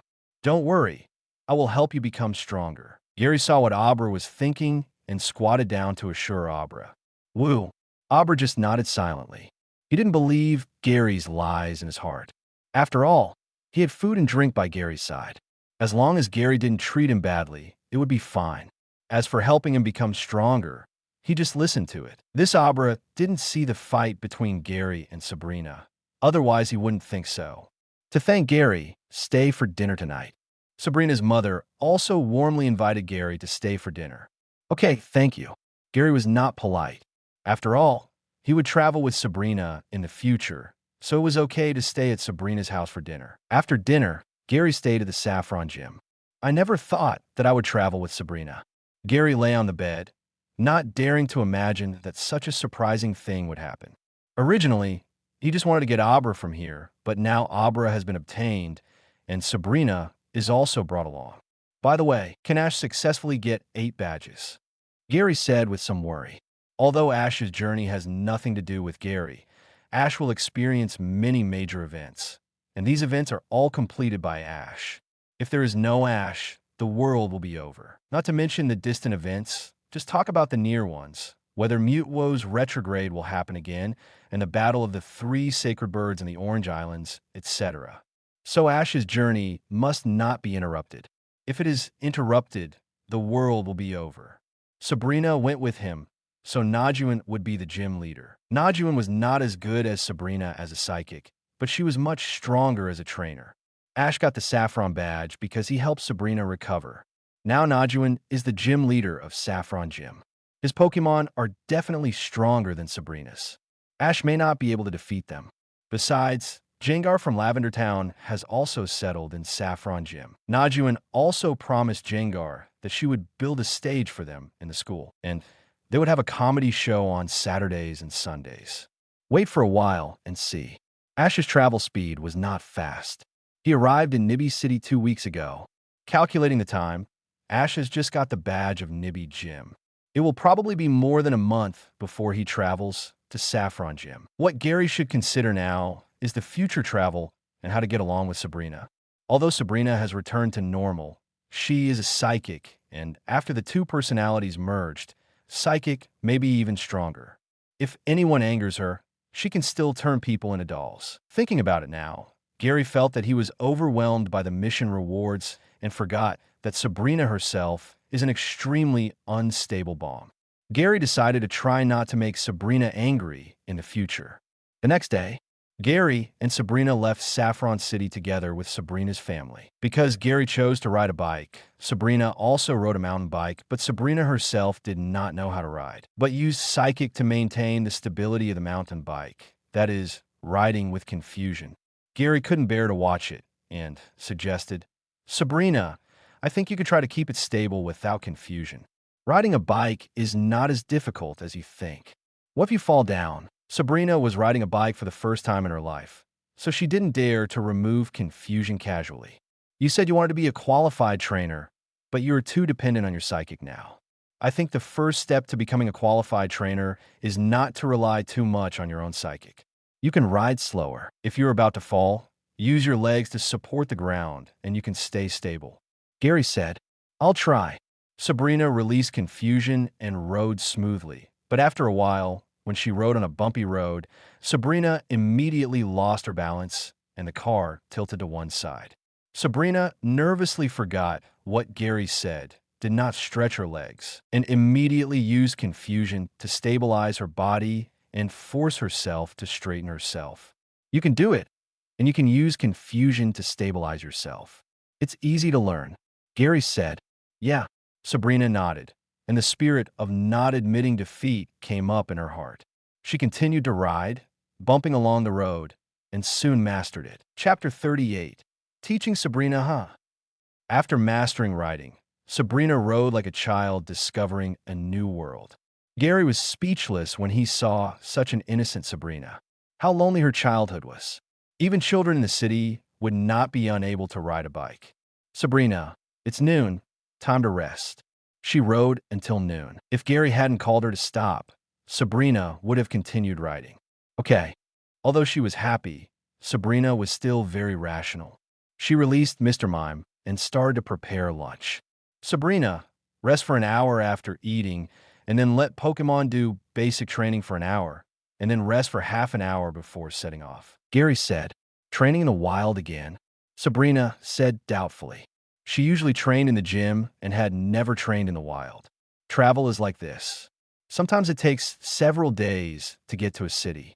Training cannot be intermittent. Even if professional training cannot be carried out during travel, some performance training is required to keep Pokémon in contest condition. Gary said, "Do I need it too?" Sabrina asked. "Of course I do. Your Pokémon is too fragile. If you hadn't used confusion to help offset some of the damage in the battle yesterday, your Pokémon wouldn't have been able to withstand Sizer's Fury Cutter." Gary said. Sabrina was a little embarrassed. She didn't expect that she was discovered for using Psychic in a battle. "Are you also a Psychic user?" Sabrina asked. "I'm not, but when you use Psychic, blue energy waves will be emitted from your body, and anyone with a discerning eye can see it." Gary said, "That was because I was ignorant before. I won't be like this in the future." Sabrina said, "Then train Pokemon's performance well, and let Pokemon use confusion to build protection by itself. Any Pokemon can mobilize the energy in its body for protection, but your Pokemon is very poor at this. It's because you usually use Psychic to help it that it is so unskilled," Gary said. "Oh," Sabrina nodded obediently. She wanted to learn something from Gary and hear about training Pokemon, such as the obedient 3 good student normal. "Then let's cook for Pokemon together." Gary said, "Don't we have Mr. Mime?" Sabrina was puzzled. She had never cooked by herself since she was a child. "Mr. Mime is just assisting us. As a qualified trainer, you need to understand your Pokemon's preferences and adjust the energy blocks fed according to the Pokemon's contest condition. All these need to be adjusted by the trainer himself," Gary preached. "You should at least find a complete plan and let Mr. Mime do it. Isn't it that the trainer only needs to command the Pokemon to fight? Shouldn't this be done by the breeder?" Sabrina said, "Being a trainer is not as simple as you say. Trainers not only need to command Pokemon to fight, but also need to be able to breed their own Pokemon. Every strong trainer may not be omnipotent in breeding, but he is definitely very professional in the Pokemon he breeds, more professional than some breeders." Gary corrected, "I didn't expect that trainers need to do so many things." This is the first time Sabrina has heard of this. Usually, breeders breed Pokemon in the gym. The Pokemon in the Saffron Gym are indeed raised by breeders, but the feed formulas and training methods are also figured out by Najun herself and then handed over to the breeders. Moreover, the specially prepared Pokemon feeds are all unique formulas of a trainer. For example, In the breeding house, some Pokémon fostered in the breeding house can grow very well. That is because there are powerful breeders in the breeding house, so that the business can continue to be prosperous. Sabrina is also very obedient and follows Gary to learn how to match feeds. Pokémon feed matching is also very simple. A fixed part of feed, some tree fruits, and 4 energy cubes, and the taste of the breeding are different. For example, Growlive like spicy, coconut eggs and Abra trees like bitter, Wartortle and Scyther like fishy, and Golbat likes bloody taste. What kind of tree fruit is this? Sabrina looked at the feed that Gary matched for Abra, which contained tree fruits she didn't recognize, which was different from the tree fruits provided to Abra in the usual gym. This is Lumberry, which can help Pokémon encounter chaotic contest conditions. Psychic Pokémon need to calm their minds for a long time and exercise their mental strength, which will cause mental confusion. Lumberry can alleviate this contest condition. Gary introduced.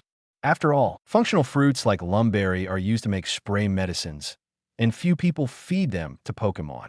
In fact, Pokémon can also be eaten, and training after eating can also play a good auxiliary effect. Oh, Sabrina nodded, with a look of knowledge on her face. It must be said that Sabrina is a student who is willing to listen to the class, and teachers usually like such students. After giving Pokémon lunch, they rested for an hour and then started training. Sabrina also watched how Gary trained Pokémon. Because they were in the wild, the training was mainly physical training. Only Abra did not need to do performance training for the time being, but Gary also gave Abra a power lens. If you give the power lens to a Pokémon in the game, the Pokémon's speed will be reduced to normal, but after winning the battle, the special attack effort value will be doubled. In reality, the power lens is a very special item. It has little weight, but it will feel very heavy when used with confusion to operate the power lens. Because Abra spends most of her time resting, it is not suitable for performance training at this time, so she can only use the power lens to exercise her mental strength. Why do you want my Brave to do strength training? Sabrina looked at Brave, running breathlessly with Macho Brace on her body, and she couldn't help feeling distressed. Although Sabrina's level as a trainer is not good, she chose Abra as her Pokémon after all, so she naturally knows what type Abra is. This Pokémon is inherently fragile, and training performance is not very useful. Brave is not Abra. Abra needs sleep to accumulate mental strength. Brave no longer needs to sleep for a long time. It must have certain close-range defense methods. Otherwise, what should it do when it encounters evil Pokémon in the future? Gary said, Young Jirah can master Miracle Eye. Sabrina said, I know, but can your Young Jirah do it? Gary asked. Sabrina shook her head. Her Young Jirah has not awakened the skill of Miracle Eye. Chapter 39, Double Evolution. Alakazam. So, your Young Jirah must train its performance. Don't worry, this training doesn't take too long. Young Jirah's performance growth is limited. It only takes 1 or 2 months of hard training. Gary said, Yeah. Sabrina nodded. Although Sabrina didn't care about that close-range ability, it was also for the good of Young Jirah itself. In ordinary battles, Sabrina can use Psychic, but in official competitions, using Psychic is illegal. By the way, Sabrina, what Psychic did you use to make Abra evolve into Young Jirah? Gary suddenly asked. Seeing Young Jirah in training, Gary looked at his Abra. Abra is already level 20, which has exceeded the evolution level requirement and should be able to evolve. Gary hopes that Abra can evolve earlier so that he can train his physical strength in advance. Otherwise, the later the plan is, some training cannot be carried out. Abra can actually evolve as long as it wants to. I just used telepathy to tell Abra to evolve. Sabrina said, Is that so? Gary was startled and walked to Abra and said, Abra, can you evolve? Gigi. Abra nodded slightly. It can evolve at any time, but it just likes to keep Abra's current contest condition. Gary was startled and worried that this Abra would be unwilling to evolve like Ash's Bulbasaur. That would be a big loss. Abra is not comparable to Bulbasaur. Gary continued to ask, Abra, why don't you evolve? Gigi. Abra sent a telepathic message directly, indicating that it was not that it did not want to evolve, but that it did not get Sabrina's consent, so it has not evolved. Now you are my Pokémon. You don't need to ask Sabrina's opinion. You can evolve. Gary said. GG. Abra looked at Sabrina nervously. Although she was given to Gary by Sabrina, Sabrina still had majesty in Abra's heart. Look at what I am doing. You are Gary's Pokémon now. You have to listen to him. Sabrina said coldly. Abra said that she was very hurt. She was completely abandoned by Sabrina. However, she thought that Gary's attitude towards her was okay. It seemed that she could only get Gary's attention if she proved that she was useful. Although she had just met him not long ago, Abra had also seen Gary's Pokémon. All of them were very cute. If she hadn't worked hard, she would definitely be ignored. Thinking of this, Abra's heart surged with energy. Every inch of skin and cells in her body were activated, and her body lit up with the incandescent light of evolution. Abra's height increased, and her body became stronger. The white light dissipated, and Yangjila appeared with a spoon. Yangjila finally stopped looking sleepy. His eyes were bright, and his tail on his, but became thicker and longer. Not bad.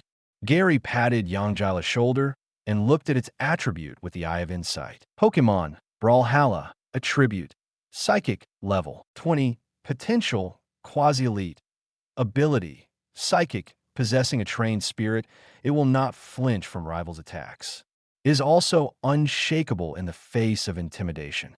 Skills, teleport, confusion, Psybeam, reflect, miracle eye. Intimacy, 140, max value 255.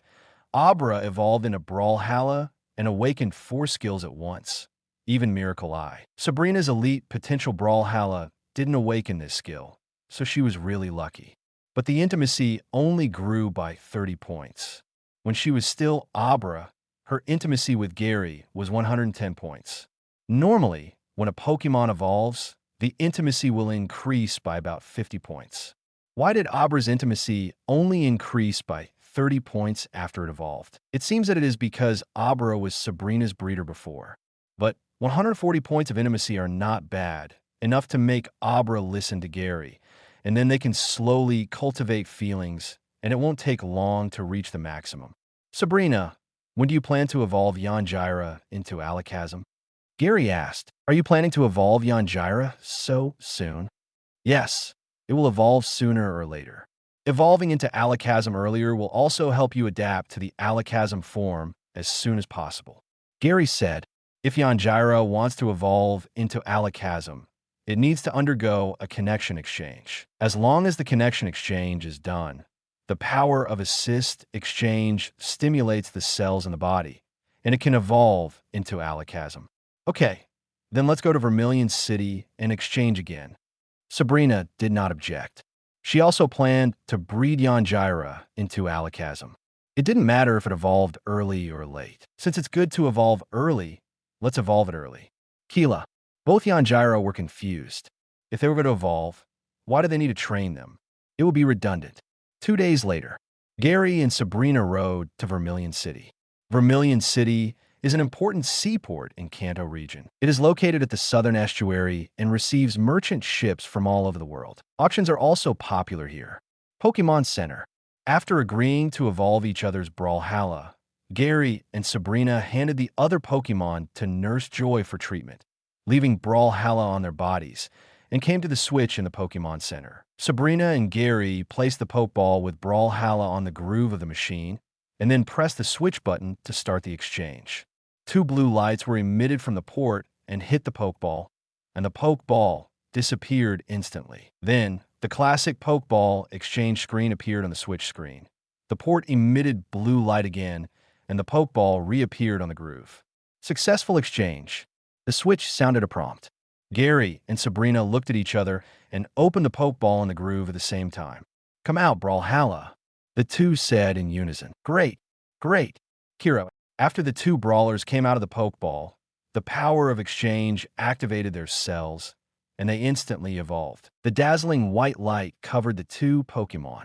Instantly, a group of trainers staying in the Pokemon Center were attracted by the light of evolution. The bodies of the 2 brawlers became a little thinner, and the originally thick and long tails had disappeared. Instead, They were replaced by alakazams that looked like old men. The muzzle was supported by two long golden beards. Alakazam's facial appearance was no different from that of brawlers, except that the five-pointed star pattern on the forehead disappeared, and the forehead was slightly bulging, which should be a brain. Ooh. The two alakazams looked at each other. Both sides successfully evolved and felt the mental power in their heads increase exponentially. Okay, we can exchange back, Gary said. Yeah. The two took the alakazams back to the Pokeball, put them on the Switch again, and exchanged the alakazams of both sides. Chapter 40. Vermilion City after exchanging back to alakazam. Both of them released alakazam and took a closer look. Sabrina used telepathy to communicate with her alakazam, asking alakazam what had changed. Gary doesn't know psychic, but with the eye of insight, he can see the attribute of his alakazam clearly. Pokémon, alakazam, attribute, psychic, level, 20 potential, quasi-elite, ability, psychic, possessing a trained spirit and will not flinch from rivals' attacks. Unshaken by intimidation. Skills, teleport, confusion, Psybeam, reflect, miracle eye, disable. Intimacy, 180, max value 255. After alakazam evolved, it awakened the disable skill. This skill is pretty good, as it can imprison rivals' skill. Even if Pokemon has many skills, it will be awkward to fight if the skills that can form a habit are blocked.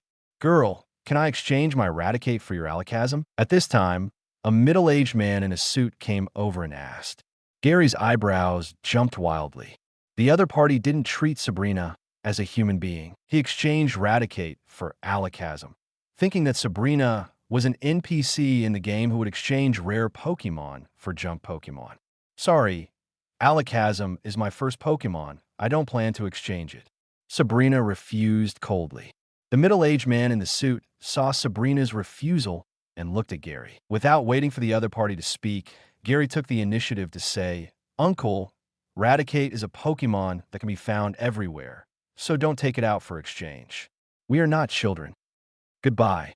The middle-aged man in the suit really wanted to pick up a bargain and wanted to see if Sabrina and Gary didn't know the goods. He didn't expect himself to be a clown. After alakazam completed the evolution, Gary and Sabrina found a well-known restaurant nearby to eat. Since they were traveling, they naturally wanted to try the specialties of each city. Sabrina had no objection to this and obeyed Gary's arrangement. Finally, the two chose a good seafood restaurant. Gary, when do you plan to challenge the gym? Sabrina asked. Gary's main purpose of coming to Vermilion City was to obtain the gym badge. Now that he has reached Vermilion City, he should start challenging the gym. No hurry, it's rare to come to the beach. Let's play for a few days first. By the way, we will buy a camera later and take a few photos as a souvenir. Sabrina, you are so beautiful. You must be very photogenic. Gary said, Oh. Sabrina originally wanted to ask about challenging the gym, but after being praised by Gary, she didn't know what to say, but she was still happy to hear Gary say that she was beautiful. After lunch, Gary bought a camera in a nearby store, and then took his Pokemon to the nearby beach to rest. Sabrina also changed into a swimsuit, giving Gary a good feast for the eyes. Although Sabrina is only 15 years old this year, she's a grown-up girl. In a few years, she will definitely be a top-notch queen. Gary, do I look good like this? Sabrina asked with a smile. Of course I look good. You look like this, and I can't even remember your cold look before. Gary said, Let's not talk about the past. Sabrina didn't want to mention her dark history. After all, it was because of her own training mistakes that led to her split personality. Okay, then I'll take a picture of you. Gary took out the camera he had just bought. As the descendant of Edison Chun, a mature man must carry it with him. Although Sabrina was cold, she was Stephanie's daughter after all. She was still in her prime, so she was naturally Rebecca's. Even if she had never been a model, she knew what the poses were. Sabrina's foundation was really good. Gary, with his ordinary shooting level, could take a very good picture of Sabrina. Oh, where did this girl come from? She's so beautiful. The two were having fun when a discordant voice came and a blond man came over with his bare chest. Gary was immediately dissatisfied and knew at a glance that the other party was not a good person. Moreover, the blond man ignored Gary and walked directly toward Sabrina. Gary instinctively stepped forward to block the blonde man's way. "Little boy, don't block me. I want to meet this beautiful girl." The blonde man said impatiently, "She is my friend. I hope you can behave yourself. If you know what's good for you, get out of here." Gary warned. "What? A baby can have a girlfriend. You haven't grown your hair yet." The blonde man sneered. Gary was so angry. He was only 10 years old this year. It's not that his hair hasn't grown yet, but as a man, how could he allow a strange man to tease his female companion? "I haven't grown my hair yet, but I can find a girlfriend. When you were my age, I guess you didn't even hold Stephanie's hand." Gary said sarcastically. "You stinky boy, you're looking for death." The blonde man was not in a good mood either. As if Gary had hit a sore spot in his heart, he immediately punched Gary. Gary was not in a hurry at all. He stretched out his hand to grab the man's wrist and threw the blonde man away with a back-over-shoulder throw. Sabrina, who was about to help, was shocked and opened her mouth. She never thought that such a thin Gary could actually throw the sweaty man away. "Kid, you..." The blonde man was also a little confused. Although he was not injured, he could feel that Gary was a martial artist and his strength was terrifying. Gary had been competing with Ash since he was a child. He did not have the physique of a mega rookie, so he could not be Ash's rival. Moreover, Gary had also apprenticed to the fighting master Chuck. You know, Chuck is a man who can fight fighting Pokémon in Melee. As his apprentice, Gary's fighting level is quite high. Normal adults are not his rival at all. "Wait, I'll remember you." The blonde man was not stupid. He had also fought on the streets. As soon as he fought, he knew that Gary was a martial artist. He slipped away after saying something harsh. "Gary, are you just letting him go?" Sabrina asked. "What do you mean by that? Do you want to turn him into a doll? This is not the Saffron Gym. If you really do that, you won't be caught by the police." Although he didn't have any good intentions, he didn't take any substantial actions after all. It's enough to teach him a lesson. "Let's continue playing," Gary said. "Yeah." Sabrina also forgot about the unpleasantness just now and followed Gary to play the nearby marine entertainment facilities. The two of them played until dusk before stopping. During this period, Gary found that Sabrina was not so indifferent. When she played the exciting part, she still felt excited and happy, just like an ordinary Stephanie. The two also chose to have dinner at a barbecue restaurant in the evening. Anyway, this day is for fun and eating. Chapter 41. Vermilion Gym. Gary, thank you. I had a lot of fun today. Sabrina took the skewers from Gary and thanked him sincerely. This is the first time Sabrina has been so happy since she was a child. Although it is very close to Vermilion City, Sabrina has never been there. It is also the first time she has seen the sea. Just be happy. Gary is the same. Although he is Professor Oak's grandson, he basically stayed in the town when he was a child. He only stayed in Cyanwood City for 3 years when he was learning martial arts. But he was practicing martial arts during those 3 years and never had a good time. "So, when do you plan to challenge the gym?" Sabrina asked. "Tomorrow morning. Today is only Thursday. The auctions in Vermilion City are held on weekends. There is nothing to do tomorrow, so let's go to the Vermilion Gym." "Are the Pokémon you have captured not enough?" Sabrina asked. Sabrina also knew that Gary was going to go to the auction. The auctions here are naturally auctioning some rare Pokémon or high-potential Pokémon. But Gary has too many Pokémon. Even if he wants to capture new Pokémon, he should at least let the current batch of Pokémon grow up before breeding new Pokémon. Not enough. I plan to capture a Pidgeot. I want to see if there is one at the auction. Gary said, "Pidgeot, can't you just catch in the wild?" Sabrina thought Gary needed to capture rare Pokémon, but it was just Pidgeot. There are also Pidgeys in the wild that can evolve into Pidgeot. Forget about the ones in the wild. Gary waved his hand. Gary did think about catching a Pidgeot directly in the wild. After all, the potential of a Pidgeot that grows up in the wild is definitely not bad. But Pidgeot is a social animal. When Pidgeotto evolves into Pidgeot, it will occupy the forest as the king and protect the surrounding Pidgeys and Pidgeottos. Once the Pidgeot in this group is captured, the entire group may collapse, because Pidgeot and Fiero are naturally hostile. After Pidgey evolves into Pidgeotto, it will basically live alone and can be easily killed by Fiero. Although Fiero and Spearow also eat insects, they will also attack Pidgey. Before Pidgeot appeared, Pidgey and Pidgeotto were not the rivals of Fiero and Spearow at all. Gary knew this very well, so he did not go to the wild to subdue Pidgeot. Moreover, with Gary's current strength, even if he went to the wild, he might not be the rival of wild Pidgeot. After all, the Pidgeot that can evolve in the wild is basically above level 40, and with Pidgeotto and Pidgey around Pidgeot, it is not certain that he can defeat it. Sabrina did not ask more questions. After a day of fun, Sabrina thought it was good to try something new. In the past, she only practiced psychic all day in the gym, but she did not expect that there were so many fun things outside. The second day, in the morning, Gary and Sabrina came to the entrance of Vermilion Gym. The Vermilion Gym was built in a modern style, with various lightning-shaped decorations on the facade. Anyone with a discerning eye could tell that it was an electric gym. Another one. I hope he's not too badly hurt. People passing by whispered something when they saw Gary and Sabrina. As people from Vermilion City, they knew very well what kind of person Magishur was. His fighting style was rough, and he would defeat any challenger with a rough fighting style, which also caused the challenger's Pokémon to be seriously injured. The Pokémon Center here was also busier than the Pokémon Center in other cities. Ding! Quest released. Get Vermilion Gym badge/rewards. Low-level rare Candy X5. Intermediate rare Candy X5. Permanent skill learning device Thunderbolt. Top quality magnet. Electric skill power increased by 50%. What? How is it given? Rare candy has two types, low-level and intermediate. Does this mean that Magishur's strength is between low-level and intermediate? After several quest releases, Gary also figured out that the system quest rewards will be determined according to rival strength. Before, only low-level rare candy was rewarded, but when he arrived at the Saffron Gym, the reward was intermediate candy. From this point of view, the next 4 gyms are not weak, and the rewarded rare candy must be above intermediate, and even high-level rare candy will appear.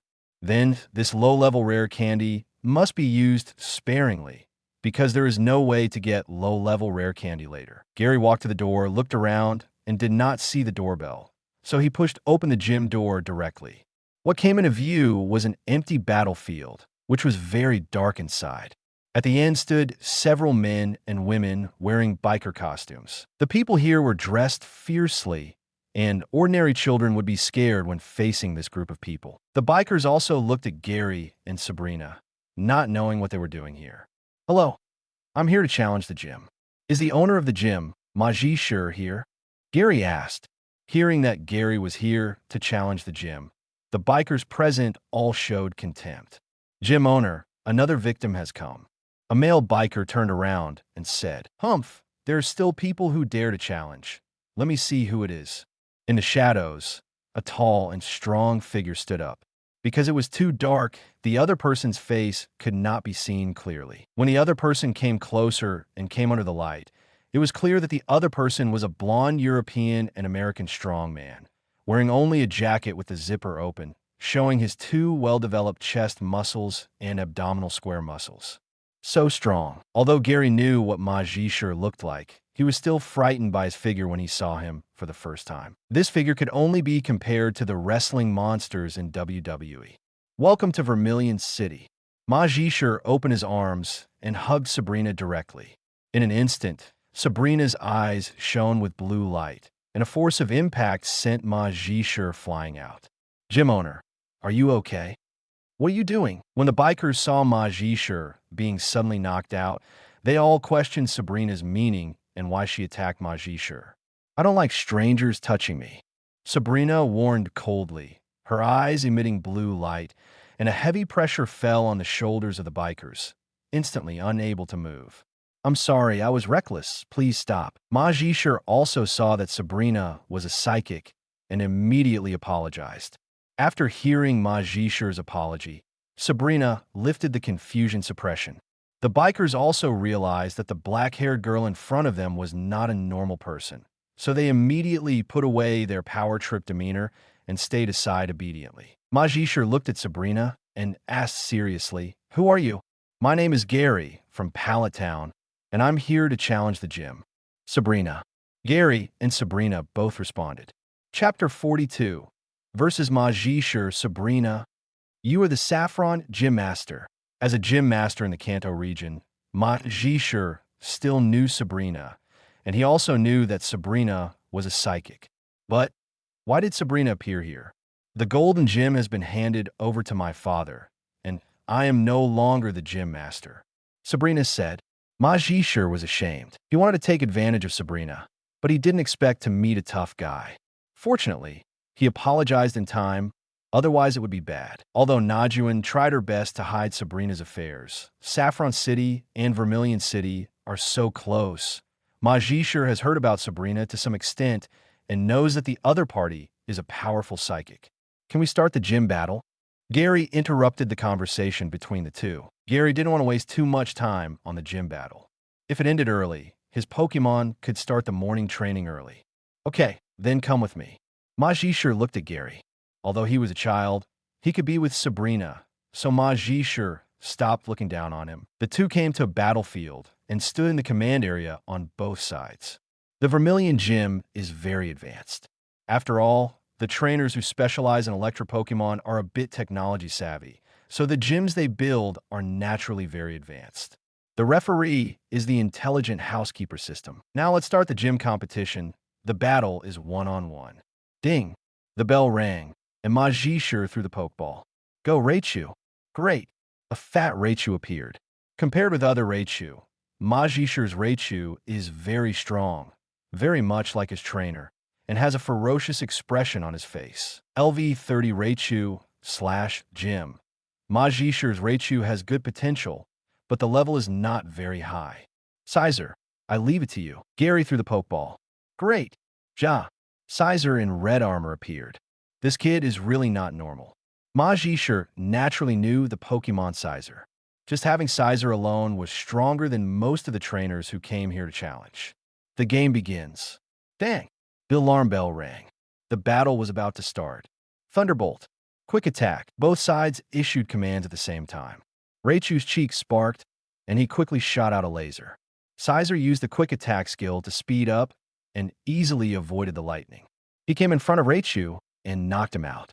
Thunder. Raichu, who was knocked out, was very unconvinced. While flying backwards, his body also emitted arcs and shot out a golden thunderbolt. Double team. Sizer immediately used double team, causing Thunderbolt to miss, and the clones surrounded Raichu. Fury Cutter. Gary continued to attack. Sizer and its clones quickly rushed towards Raichu, with the giant claws wrapped in insect energy. Release Thundershock in a scattered manner. Ma Zhishu shouted immediately. Thunder.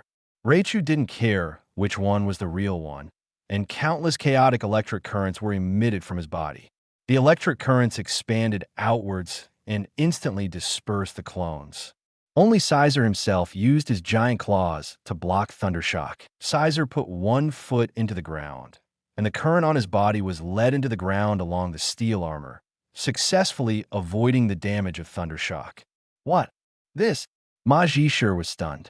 Although steel Pokemon are not afraid of electric skills, because their whole body is Oreburgh, electric skills can easily paralyze them. But Sizer's move actually avoided the damage of Thundershock. This move was naturally learned from Pai Shun, and Gary naturally learned and applied it. Steel Pokemon can use this move to deal with electric skills when facing electric Pokemon. This move can be regarded as a pseudo-lightning rod, but it is not immune to all electric skills. If the electric skills released by the opponent are strong enough, they will still be hurt. Raichu used Thunderbolt. Ma Zhishu also saw this and ordered immediately. After quick attack approaches, use Bullet Punch. Gary also gave an order instantly. Whoosh! A red light passed between Sizer and Raichu. Sizer appeared in front of Raichu, his pincers flashing silver, and Horacio's Bullet Punch rained down on Raichu, knocking him away. Electro Pokemon are highly resistant to steel skills, but the Bullet Punch skill is better in terms of high combo, which can hit more than a dozen punches in a short period of time. If you practice Taoism, you can hit dozens of punches in a few seconds. Even if the power is low, it can still cause considerable damage if you do it more often. What's more, Sizer has the technical expert ability, and with the attribute bonus, The bullet punch with a power of only 40 can be increased to 80. In terms of skill power, a skill with a power of 80 is not bad, and it has reached the highest threshold of wave skills. Thunder. In just 3 rounds, Raichu has been seriously injured and is about to die. Bullet punch. Gary also pursued and killed ruthlessly, not giving Majishur and Raichu any chance to turn the tables. Then let's have a close combat. Mega punch. Majishur also saw that the electric skills were useless against Sizer, so he had to fight head-on. Thunder. Raichu clenched his fist, and ordinary energy gathered on his fist, emitting a white-hot light. As Sizer arrived, Raichu punched out. Bang! The two sides fought, and it was evenly matched, which showed that Raichu's muscles were not dead muscles. However, Sizer's attack was not over yet, and another giant pincer attacked. Raichu wanted to block it, but it was too late. The pincer, covered with silver steel elements, hit Raichu's cheek and knocked him out. Bang! Raichu fell to the ground. His eyes rolled in circles, and he lost consciousness. Raichu lost his ability to fight. Sizer won.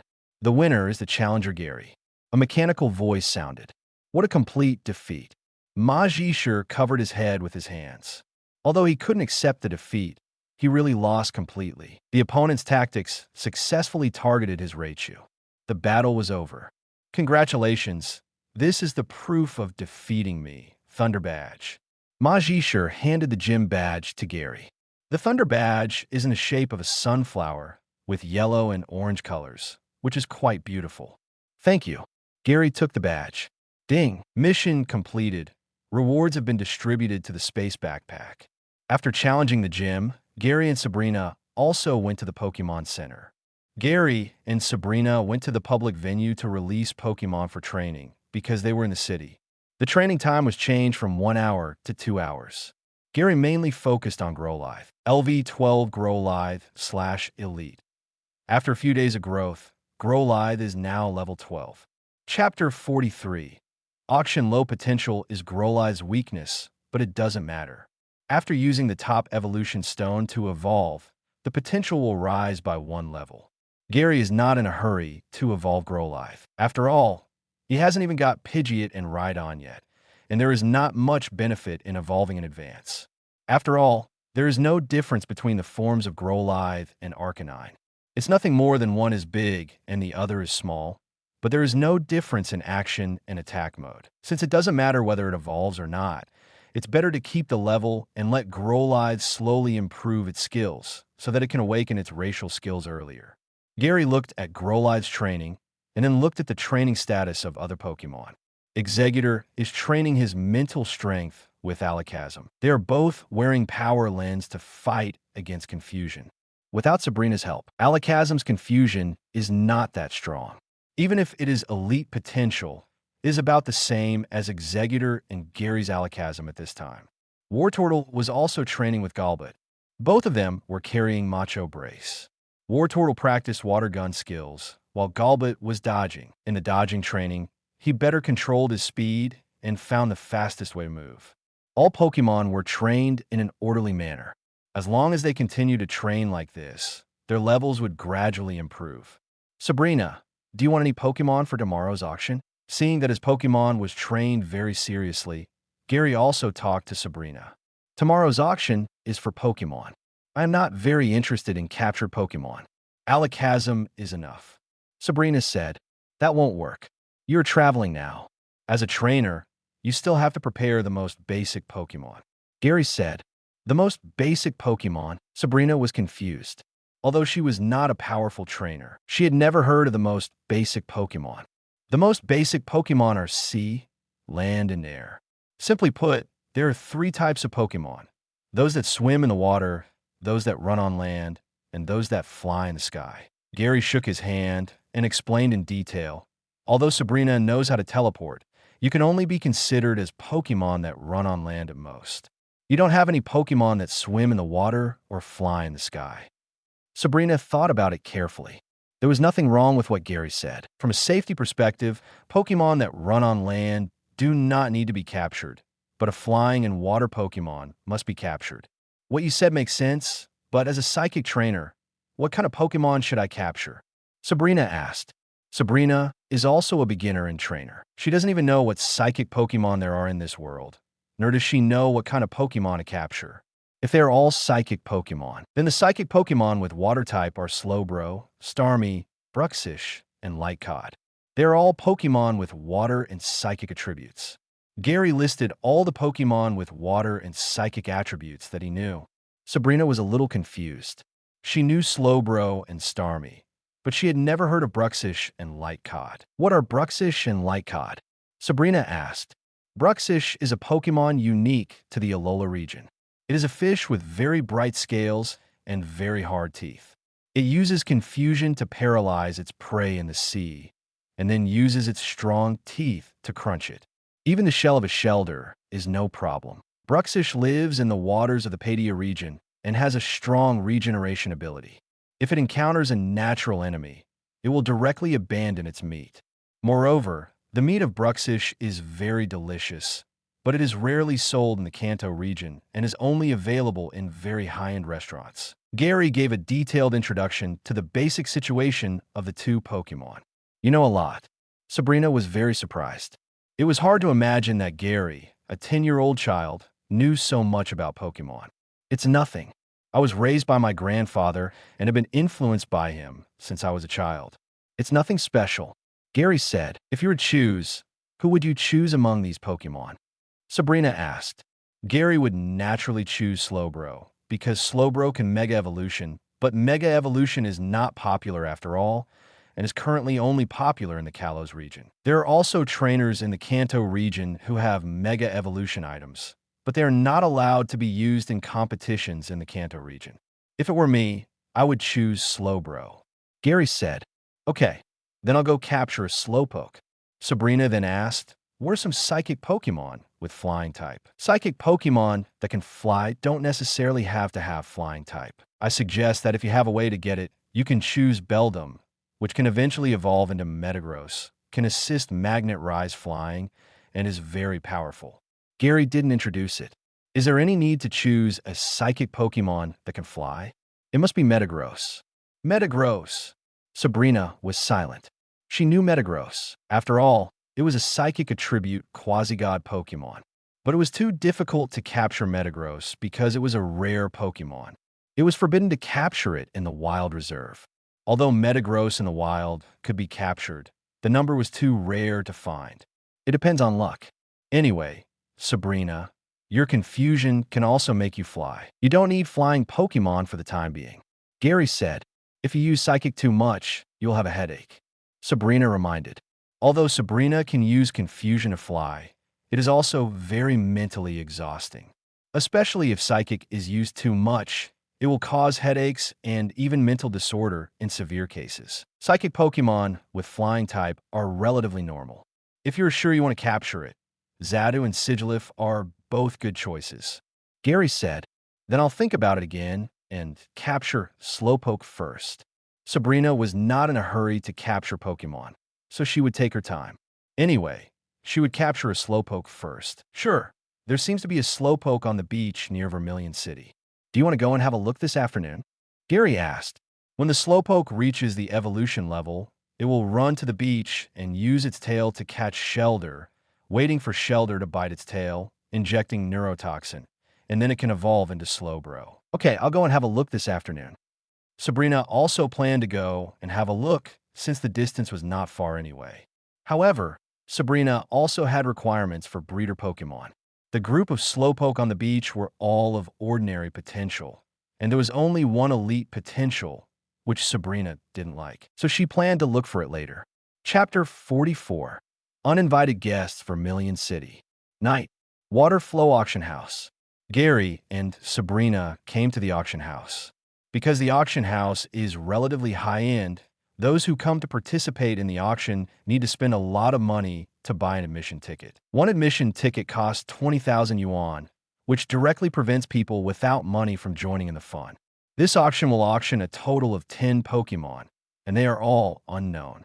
It is only known that the potential of the 10 Pokemon will not be lower than the gym level. This is the only public information. As for wanting to bid for rare Pokemon at the auction, forget it. The auction here is formal. So the Pokemon auctioned are common or slightly rare Pokemon. Rare Pokemon are like the 3 starters and Scyther.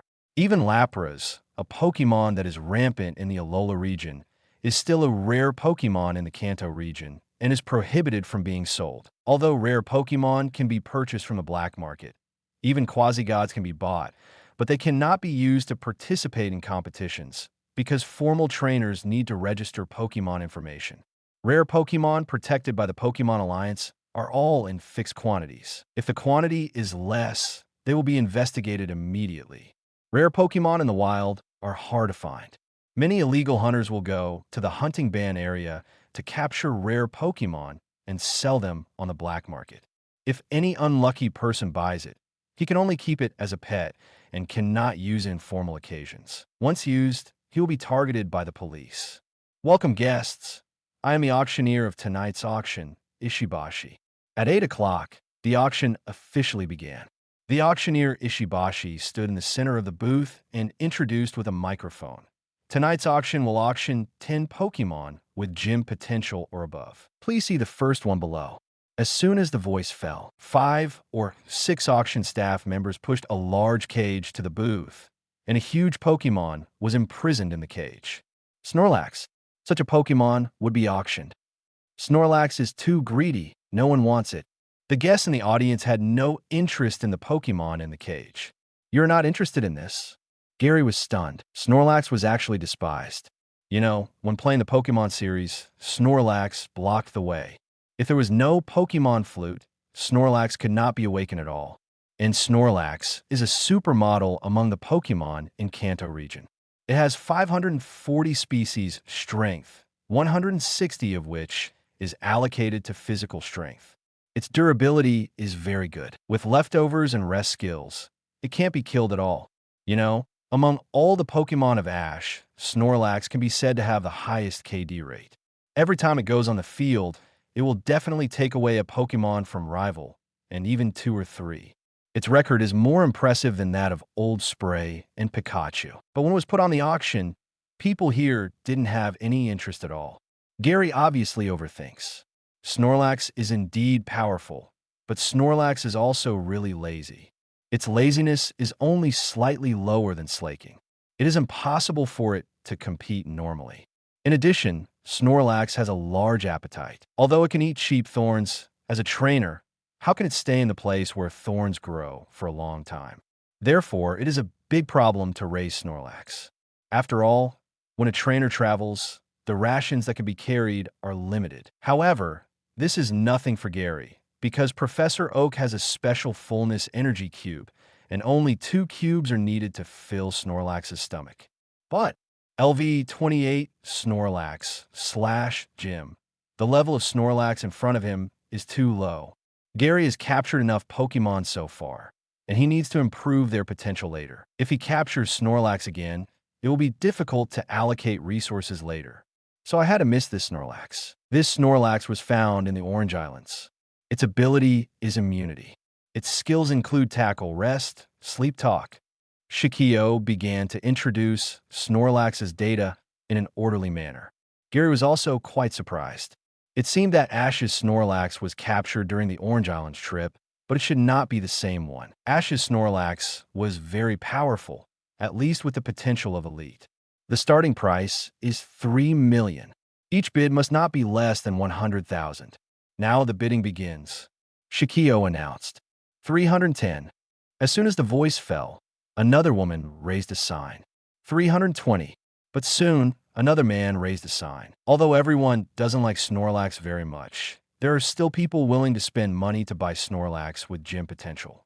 After all, those who can enter here still have rich families. In the end, this Snorlax was sold for 4 million. Then the second Pokemon is a Horsea. The appearance of Horsea immediately attracted cheers from the audience. Horsea is a relatively rare Pokemon, and its appearance is also very cute. It is deeply loved by Stephanie's children. The key is that Horsea has dragon blood in its body. After evolving into Seadra, it can use Dragon Scale to evolve into Kingdra with Dragon type. Especially this Horsea has gym potential, which immediately caused cheers from the audience. The bid reached $5 million in a few minutes, and finally sold at a price of $6.8 million. The Pokémon that were subsequently pushed up for auction were also very ordinary, namely Nidoran, Totodile, Teddiursa, Shelder, Oddish, Zigzagoon, Bidoof, Shinx. Among the 10 Pokémon, there are Pokémon from other regions, but they are all very ordinary Pokémon. There are only a few that are worth breeder, but they all have good potential. But none of them can make Gary's heart move. If there is only one Pokémon that is worth Gary's heart, that is Shelder. Because this Shelder is Flash, Gary always remembers the task issued by the system. As long as he captures 10 shiny Pokémon, he can get the Advanced Flash Amulet. Unfortunately, shiny Pokémon are very rare no matter where they are. Everyone present has money. When the Shelder was auctioned, the price instantly reached 8 figures, which directly discouraged Gary. After all, shiny Pokémon is just different in appearance from the same kind, and there is no change in other aspects. If it is within 8 figures, Gary is willing to buy it. If it exceeds 8 figures, it is too much of a loss to buy a Shelder with gym potential. It's a pity that the Pokémon auction today don't have what we need, Sabrina said regretfully. She also wanted to see if there was a Slowpoke with gym potential at the auction, but unfortunately, there was none. Let's take a look tomorrow. If there is none, forget it, Gary said. Yeah, Sabrina nodded. The two were about to get up and leave. The lights in the auction suddenly dimmed, leaving only a beam of light shining on the center of the stage. What's wrong? Gary was stunned, thinking that there was some Pokémon coming up at the auction. Chapter 45, Team Rocket, Cassidy and Butch. Whoosh, whoosh. 2 dark figures appeared on the central booth. Who are you? Xiao was confused. There was no performance scheduled today, and he didn't know the 2 people on the stage. They should not be the staff of the auction. Since you asked sincerely, Normal will not answer. A man and a woman threw away their robes, revealing the Rockets' uniforms. The woman had long golden hair, and the man had green hair. What? Rockets? How can the Rockets appear here? The people present knew the Rockets and what kind of existence the Rockets were. How can they appear here? Gary was suspicious. The other party was none other than the Rockets' 3-man competition rival, Cassidy and Butch. The status of these 2 guys in the Rockets was not normal, and their performance was quite outstanding. Security, Xiao shouted immediately. However, no one came up. Don't shout. When we came in again, we had already dealt with all your people, Butch said disdainfully. Those who know what's good for them surrender and hand over all your Pokémon, so we can spare your lives, Cassidy threatened. After that, a group of Rocket Team's minions rushed in with rocket launchers and machine guns. This time, it was not just Cassidy and Butch, but also other members of the Rocket Team. Instantly, the people in the hall panicked. Although they had money, none of them were trainers. Although they also had Pokémon, they were not very strong and could not deal with these hot weapons. After all, rich trainers would not care about the Pokémon at the auction, and poor trainers could not enter such a high-end place. So they could only become fish on the chopping board for a while. Sabrina, how many people are there? Gary asked. A total of 12 people, Sabrina responded. Sabrina is a psychic with a very sharp perception. From the appearance of the 2 Rocket Team members, Sabrina has already turned on her perception and sensed how many Rocket Team members are nearby. Can you handle these people? Yes. Then I'll release the Pokémon later and attack those holding hot weapons directly. No need to hold back, Gary said. Okay. Sabrina nodded in agreement. Gary looked at the Rocket Team members in front of him coldly, put his hands on his waist, took out 5 Pokeballs, and threw them out. Great. Wartortle, Executor, Sizer, Golbat, Alakazam appeared. Executor, Alakazam. Use Reflect to protect everyone. Wartortle, Golbat, Sizer. Go attack the weapons on those Rocket Team members. Gary immediately issued an order. What? Watch the cannon. What's going on? Why can't the switch be pressed down? The 10 Rocket Team members holding hot weapons found that no matter how hard they tried, they couldn't press the trigger of the weapon. Sabrina's eyes flashed blue. It was she who used confusion to make these hot weapons unusable. Kami, Wartortle water gun, fired continuously, instantly blowing away the rocket launchers in the hands of 2 Team Rocket members. Sizer Assist skill accelerated, instantly killing the Team Rocket members holding rifles and smashed all the rifles. Crobat used cross poison to destroy the guns and weapons in the hands of the rest. Ooh. Alakazam also used confusion to seize all the grenades from Team Rocket members. What? Who are you? Cassidy and Butch didn't expect that there would be a trainer at the auction. They had done some research and found that the people who could enter the auction were all from wealthy families, and none of them were trainers. Gary and Sabrina also stepped forward from the crowd. Two little brats. Cassidy was surprised to see Gary and Sabrina. He didn't expect that two little kids would do it. You two little brats dared to interfere in Team Rocket's affairs. I'm going to teach you a lesson. Cassidy obviously didn't realize his current situation. He spoke nonsense and threw a pokeball. Great. A large rat appeared. Kami. Seeing this, Squirtle immediately came to Gary's side. Come out. Zubat go, Rattata. When the Rocket team members saw that their weapons were destroyed and captured, they released their Pokemon one after another, but they were all Zubat, Rattata, and the like, which were all inferior Pokemon. The ones with the highest potential were only elite. Even Eradicate released by Cassidy was only an elite potential, with a level of only 25. The Pokemon released by Gary, except Alakazam, were all higher in level than Cassidy's Raticate. Raticate used Hyper Fong. Cassidy took the initiative to attack. Wartortle used High-Speed Water Burst. Gary ordered. Wartortle immediately retracted into the shell, and then rapid spin itself, and water blades emerged one after another, forming a spiral water blade, rushing straight out, knocking the rushing Raticate away. What? Cassidy was shocked. He didn't expect that his Raticate was not rival. Water Pulse. Wartortle stopped spinning and spit up a water ball at Raticate. Bang! Water Pulse hit, instantly knocking Raticate unconscious. Sizer Bullet Punch fired continuously, instantly defeating the two Rattata. Executor and Alakazam also used Confusion to eliminate the remaining Pokemon. The Pokemon in the hands of Team Rocket were too weak. Without hot weapons, they couldn't even beat the Pokemon of the people present.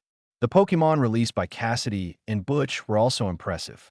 Butch's Pokemon was an Infernape, but had been defeated by Sabrina's Alakazam with Psybeam. Ugh.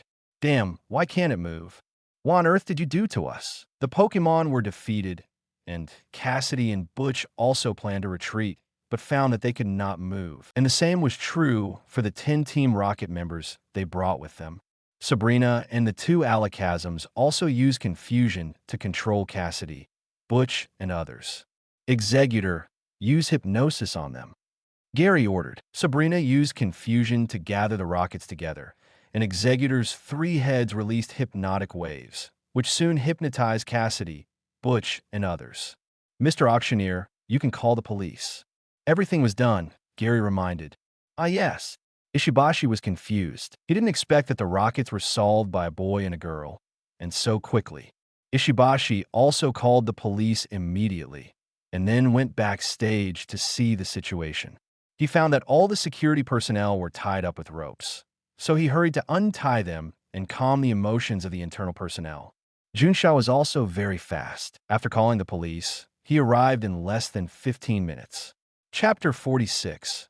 Stonebridge's gratitude. Ishibashi informed Xiao about what happened at the auction, and Xiao took the initiative to come over to thank Gary. You must be Gary, right? I've heard about your deeds in Tokiwa City. Thank you so much this time, otherwise there might be casualties. Miss Xiao, you're too polite. This is what a citizen should do. Gary said politely. Xiao didn't stay for long, and asked people to take the members of Team Rocket away, leaving some police officers here to guard to prevent any more emergencies. Mr. Ishibashi, it's okay, we'll leave first. Gary saw that nothing was wrong and planned to leave.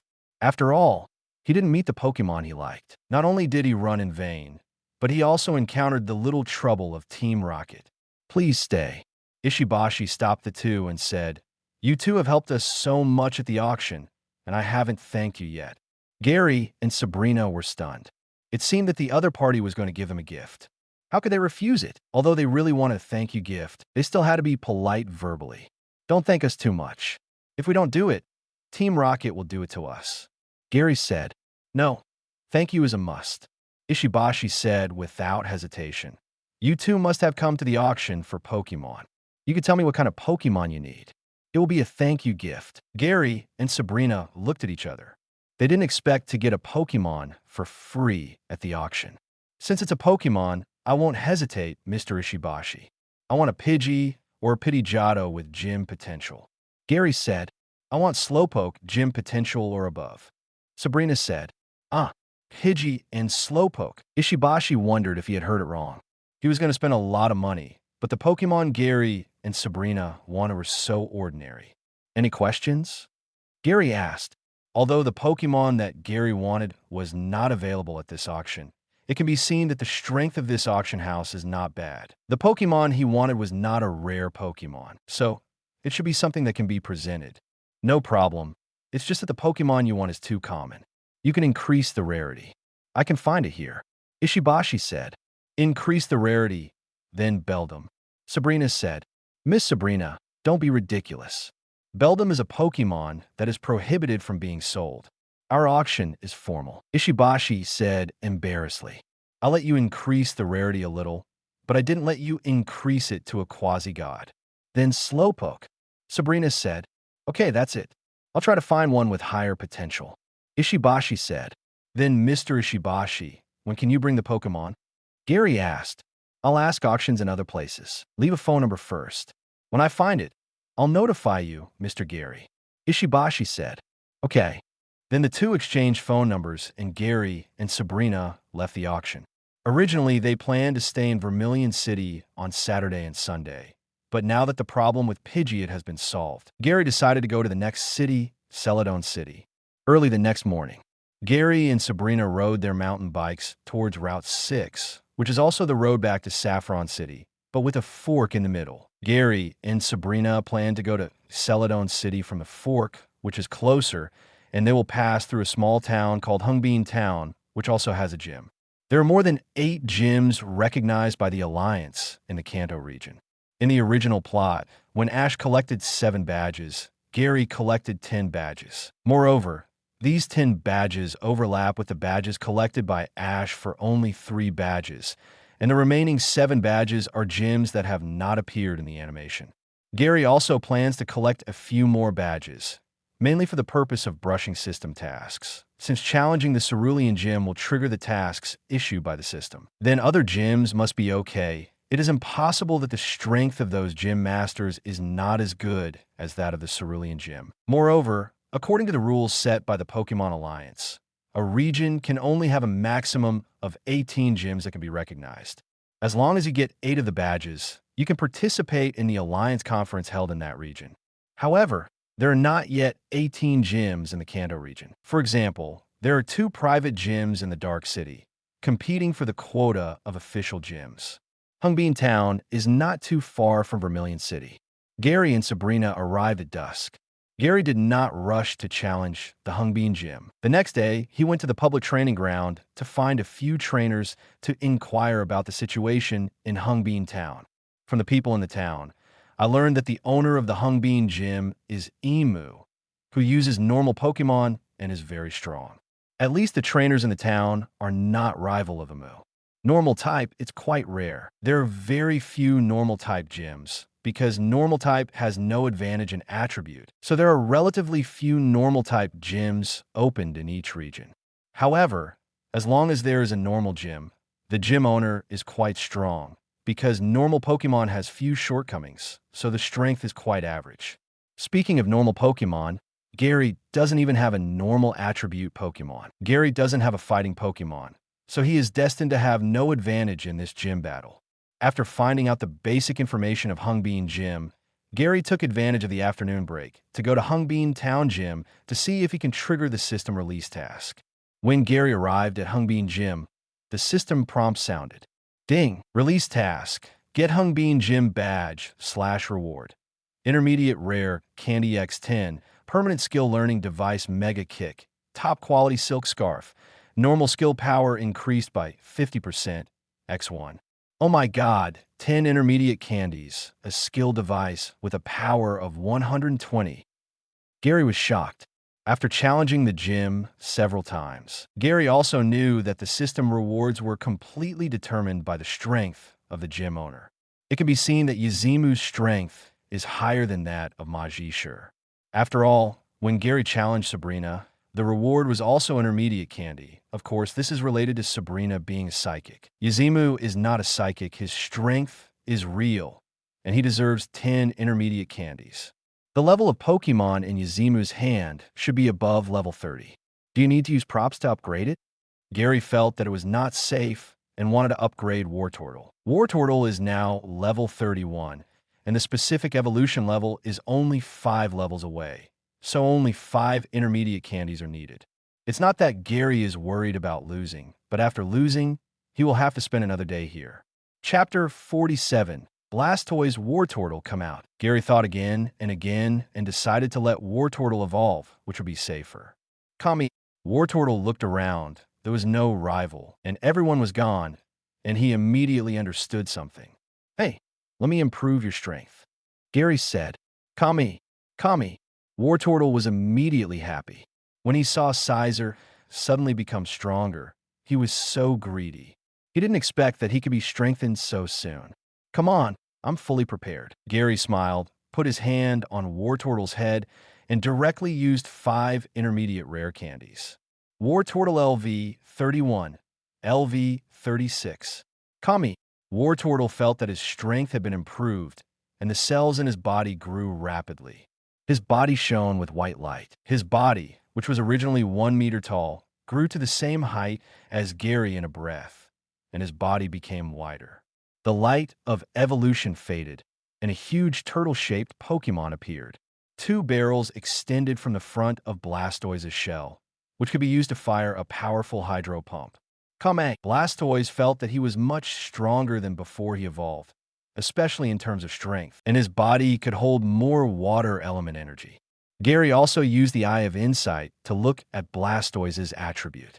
Pokémon Wartortle attribute Water level LV 36 potential champion ability torrent. When physical strength decreases, the power of water type moves will increase. Skills: tackle, tail whip, water gun, shell shrinking, rapid spin, water pulse, protect, rain dance, shell smash, flash cannon, hydro pump.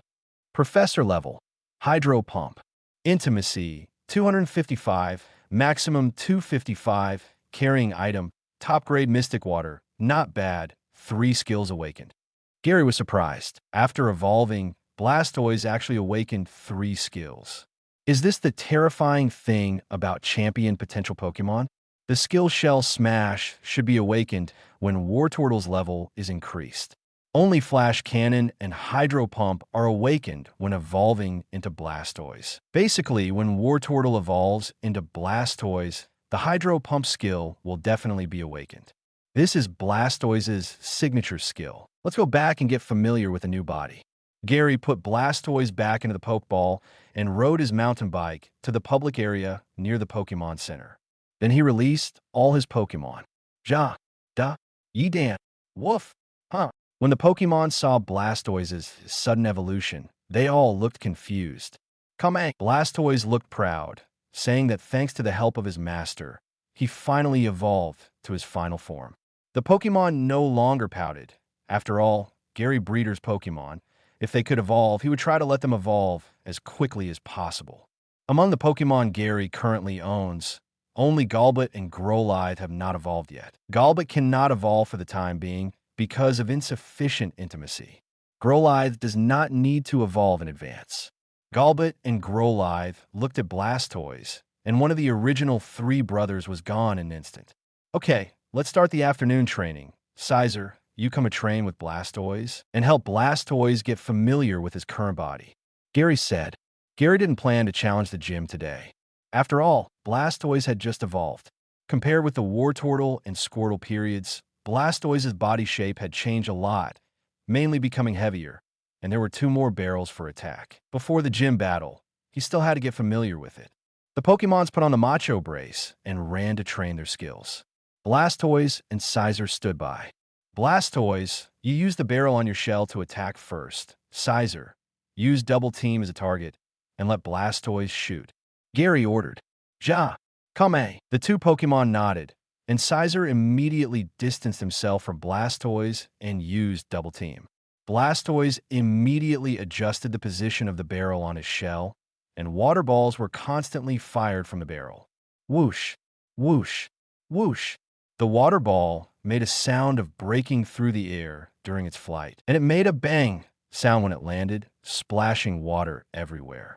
This was just Blastoise's water gun skill, but its power was comparable to that of a smaller hydro pump. After having a barrel, the power of the water-based skills used with the barrel increased by nearly double. However, the accuracy was a little off. Sizer's shadow clone hadn't moved yet, but the water ball missed. Come. Blastoise also felt embarrassed. Sizer's clone didn't move, and he didn't hit it. It was too embarrassing. It's okay, you just evolved. It's normal to be unskilled in using the barrel. Keep practicing, you'll be able to master it soon. Gary comforted. Blastoise's aiming ability is not bad. After all, he had training in the Squirtle and Wartortle periods, and now he just hasn't gotten familiar with his evolved body. After only 1 hour of training, Blastoise was already familiar with using the barrel to attack, and his hit rate returned to normal. He also tried to use the Hydro Pump skill and became familiar with it. After that, Gary asked Blastoise to interrupt the training and start physical training. This was difficult for Blastoise. After evolution, Blastoise's body was particularly bulky and no longer as flexible as before. His movement speed was neither fast nor slow, but Blastoise could still assist Rapid Spin to move, and his speed was not bad. Gary knew that Squirtle would encounter this dilemma in the future, so after Squirtle mastered the Rapid Spin skill, the morning performance training was to let Squirtle shrink into the shell and run with Rapid Spin. Even though Blastoise's movement speed was slow, he could still move with agility. And after evolution, Blastoise's defense was improved, and his control over elements was more sophisticated, so he could form a water flow Rapid Spin for defense. Okay, everyone can rest now. At 4 o'clock, Gary stopped the training. Blastoise's training progress is okay, but Gary is not in a hurry to challenge the gym. He plans to spend 2 more days to let Blastoise get familiar with the body. 2 days later, Gary Pokemon Team.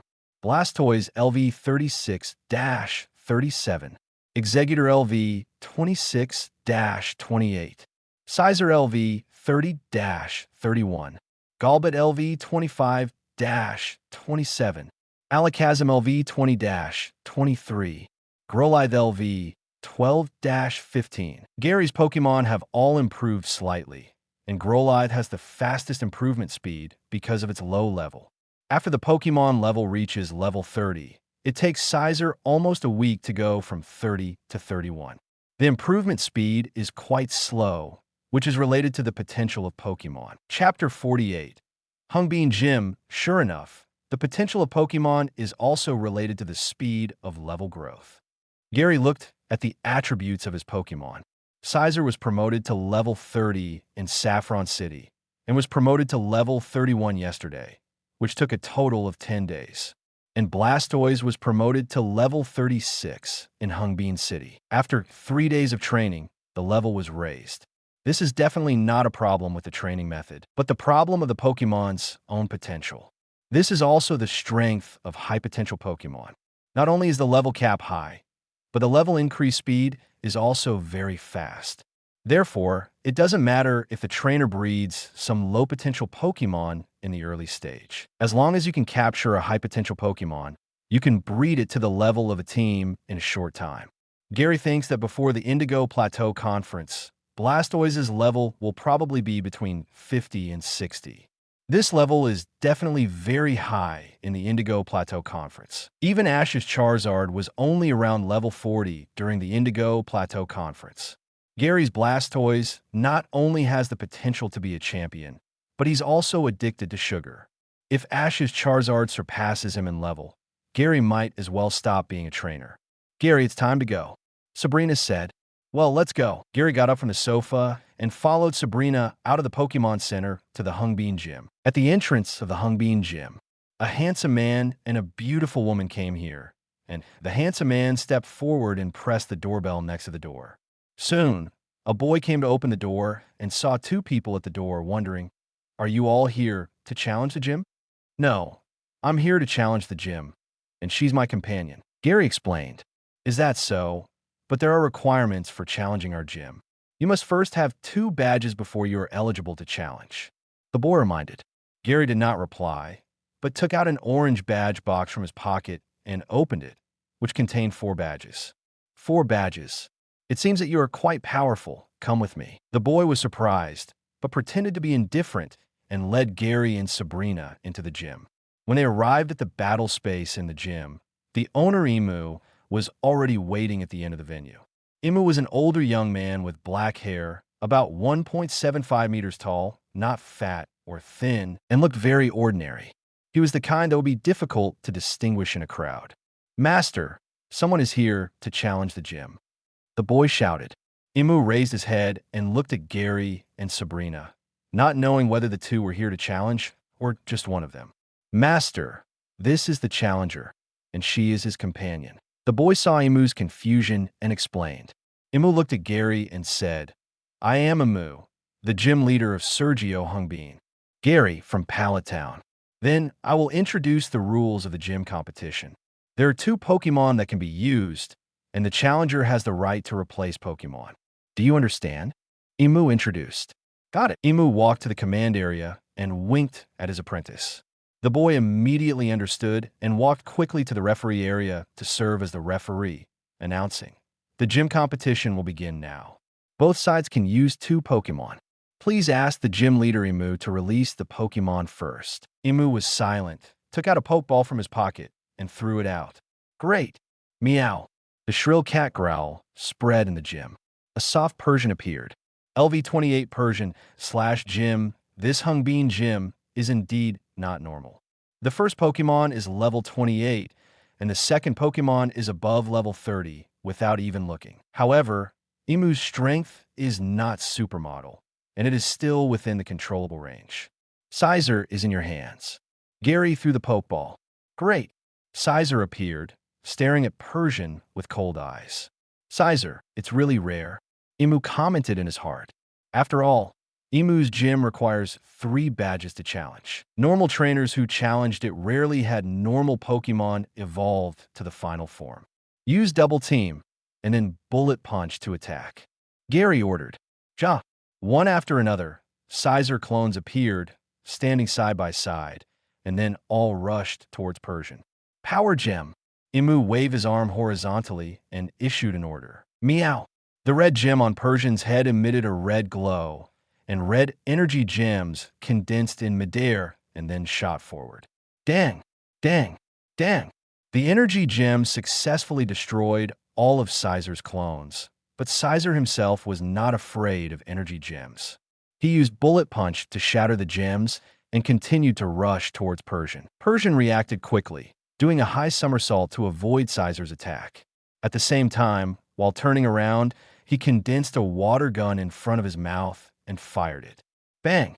Sizer did not expect Persian to be able to attack in midair and was immediately hit by the water ball, but the impact was not great. Gary did not care. It was just a water pulse, which did not cause much damage. He immediately ordered agility.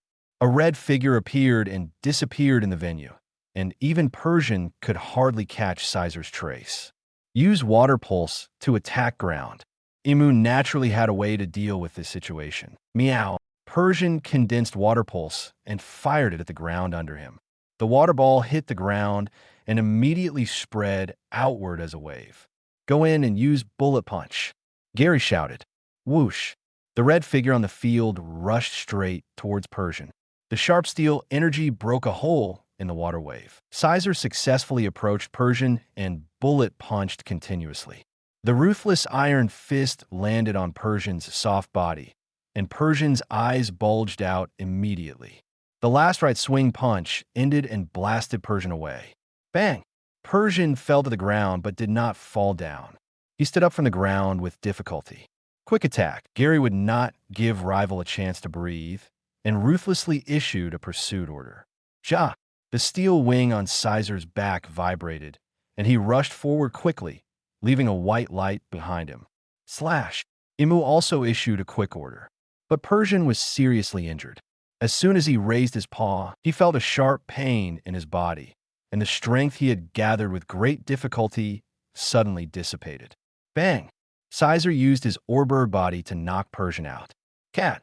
Persian wailed and fell to the ground, completely losing consciousness. Persian has lost his ability to fight. Sizer wins. Imu's apprentice also made a judgment. Chapter 49. Versus Emu. Persian. Thank you for your hard work. Imu took Persian back and looked at Gary and Sizer again.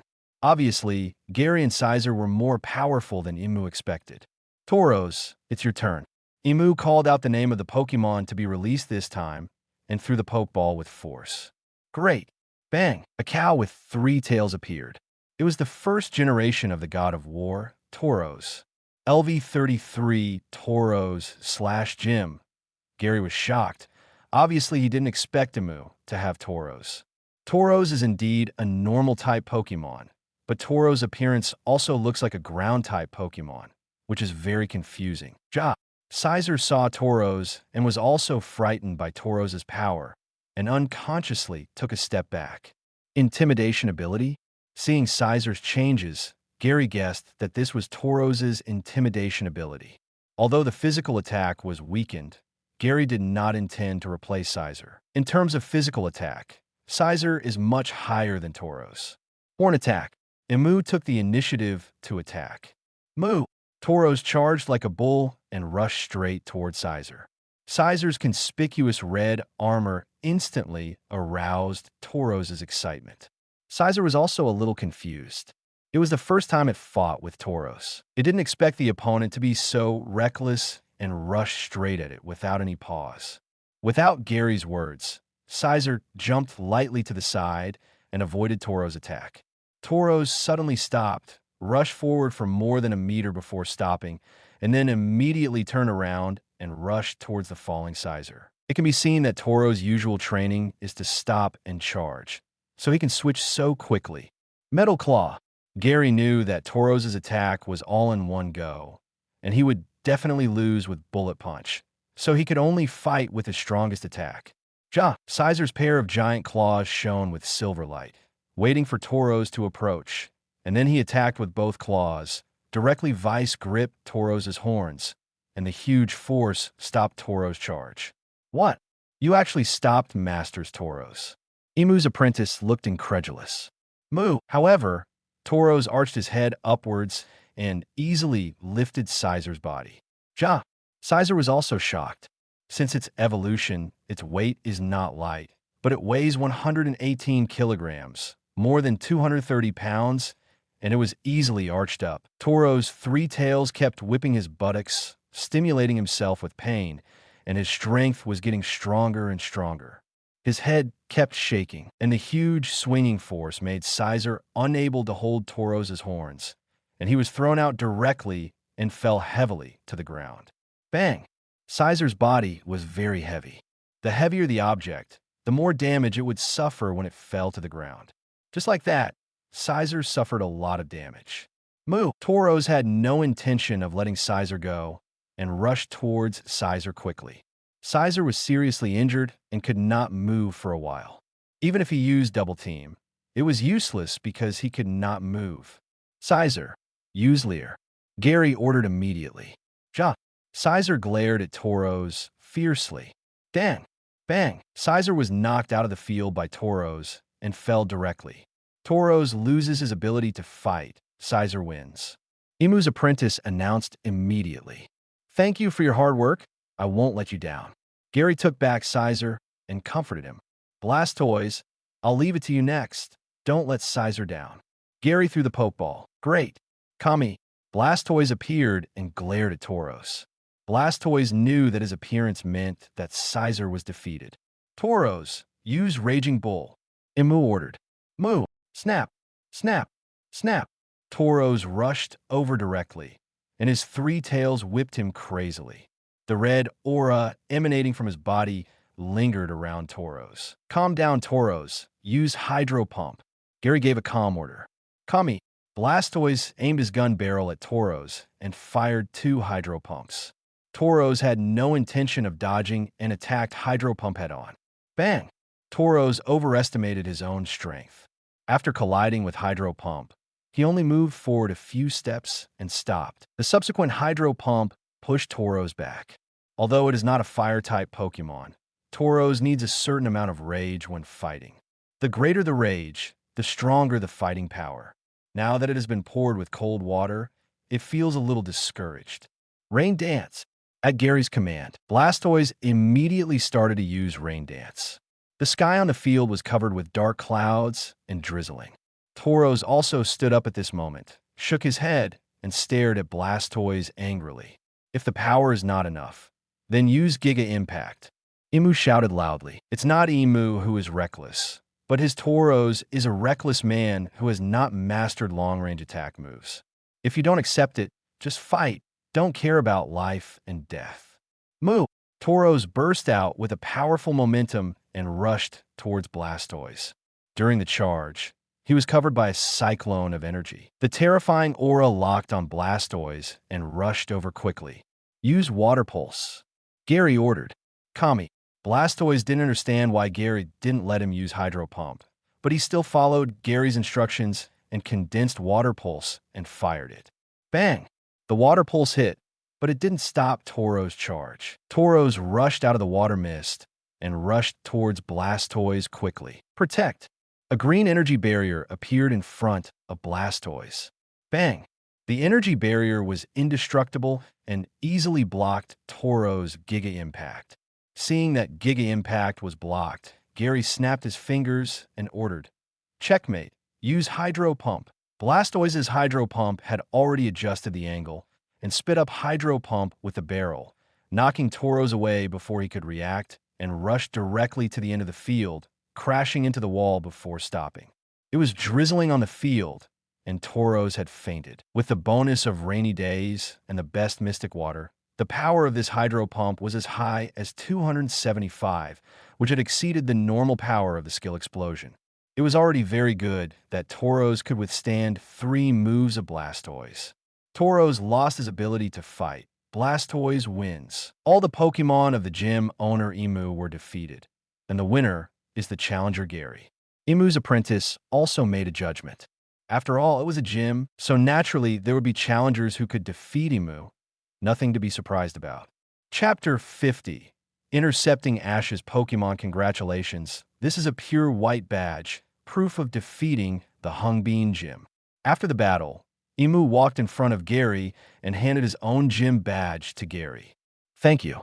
Gary took the badge. Ding. Mission completed. Rewards have been distributed to the space backpack.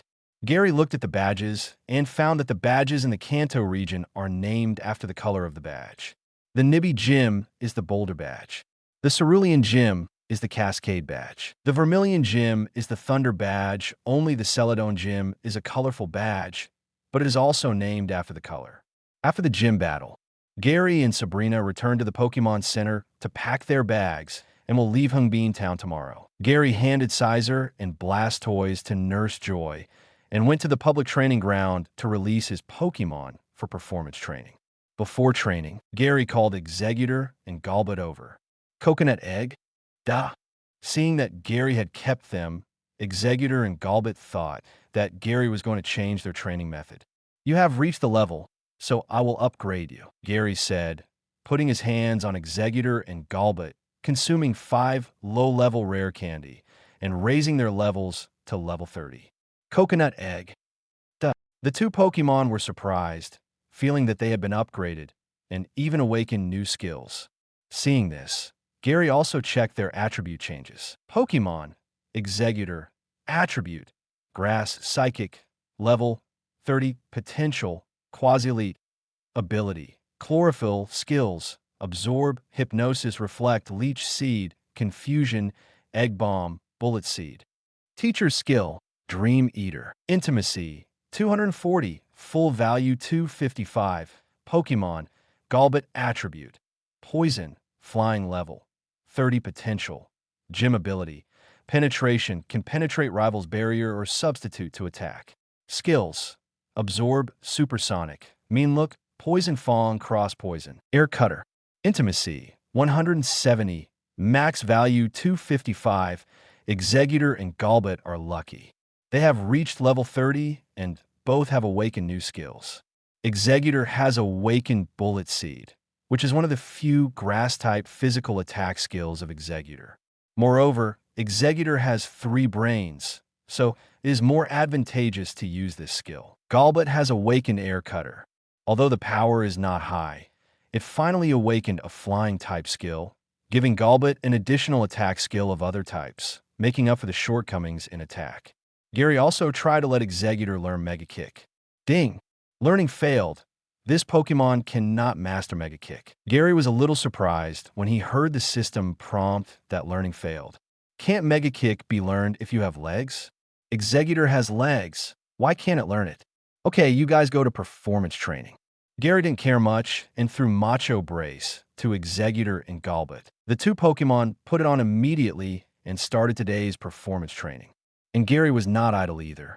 He came to Alakazam, who was doing confusion training, touched Alakazam, and taught Alakazam Mega Kick. This time, the system did not prompt failure. Pokemon, Alakazam attribute, Psychic level, 23 potential, quasi-elite ability, Psychic, possessing a trained spirit and will not flinch from rivals' attacks. Also unshaken by intimidation. Skills, Teleport, Confusion, Psybeam, Reflect, Miracle Eye, Disable. Professor skills, Dream Eater, Mega Kick. Intimacy, 200. Max value 255. Alakazam does master Mega Kick, but Alakazam's mastery of this skill does not improve it much. Alakazam's physical attack species strength is only 50, which is similar to the Earl Dervish form of the 3 starter Pokemon. It can be used against some weak Pokemon, but it is useless against overly powerful Pokemon. Mega Kick is only suitable for high physical attack races and heavyweight Pokemon. However, Mega Kick is a skill given by the system. Since Alakazam can learn it, then learn it. It is always good to have more skills. Moreover, teaching Pokemon skills can also improve intimacy. The effect of intimacy is just to make Pokemon more obedient to training.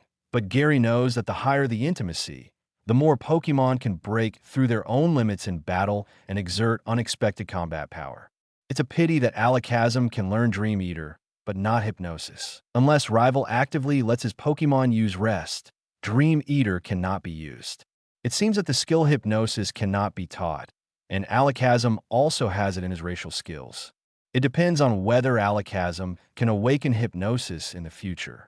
After teaching Alakazam Mega Kick, Gary tried to teach Growlithe Mega Kick, but naturally failed. Growlithe was also unable to master this skill.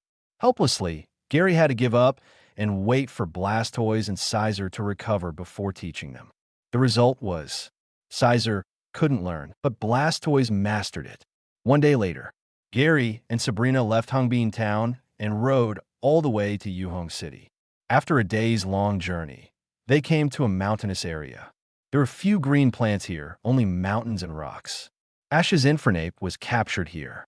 Gary remembered the environment here. Ash met Infernape in this area on his way to Celadon City. The Infernape's fighting talent was quite amazing and even helped Ash when the P won fighting competition. In the end, Ash saw that Infernape loved fighting, so he gave Infernape to Anthony, saying that they would meet in the future. As a result, the finale came, Pidgeot returned, but Infernape did not appear. The key is that the potential of that Infernape is not low. Gary estimated that it has at least the potential of Elite. It was just given away by a fool. It is a waste of talent. Fighting competitions can be participated at any time. There is no need to give Infernape away, especially since Infernape can further evolve into Forsaken. Since Ash is destined to release this Infernape, it is better for Gary to capture this Infernape himself. Gary is currently lacking a fighting Pokemon. According to the timeline, Infernape has not evolved yet. It is just a Mankey and usually moves on the mountain roads. Moreover, this Mankey is not afraid of people. He also accepts the rice balls given by Ash and others. He may often get food from passers-by, so he is not afraid of people. Chapter 51. No more novels? Take part in the voting. The most requested novels and those with the most likes will be chosen for publication on EuroAudiobooks.com. There, I can upload as much as I want without the risk of receiving a strike. R18 novels and other content that exceed what is morally acceptable are only published on Patreon or the free novels page. Remember, the site is funded by donations on Ko-fi and Patreon memberships.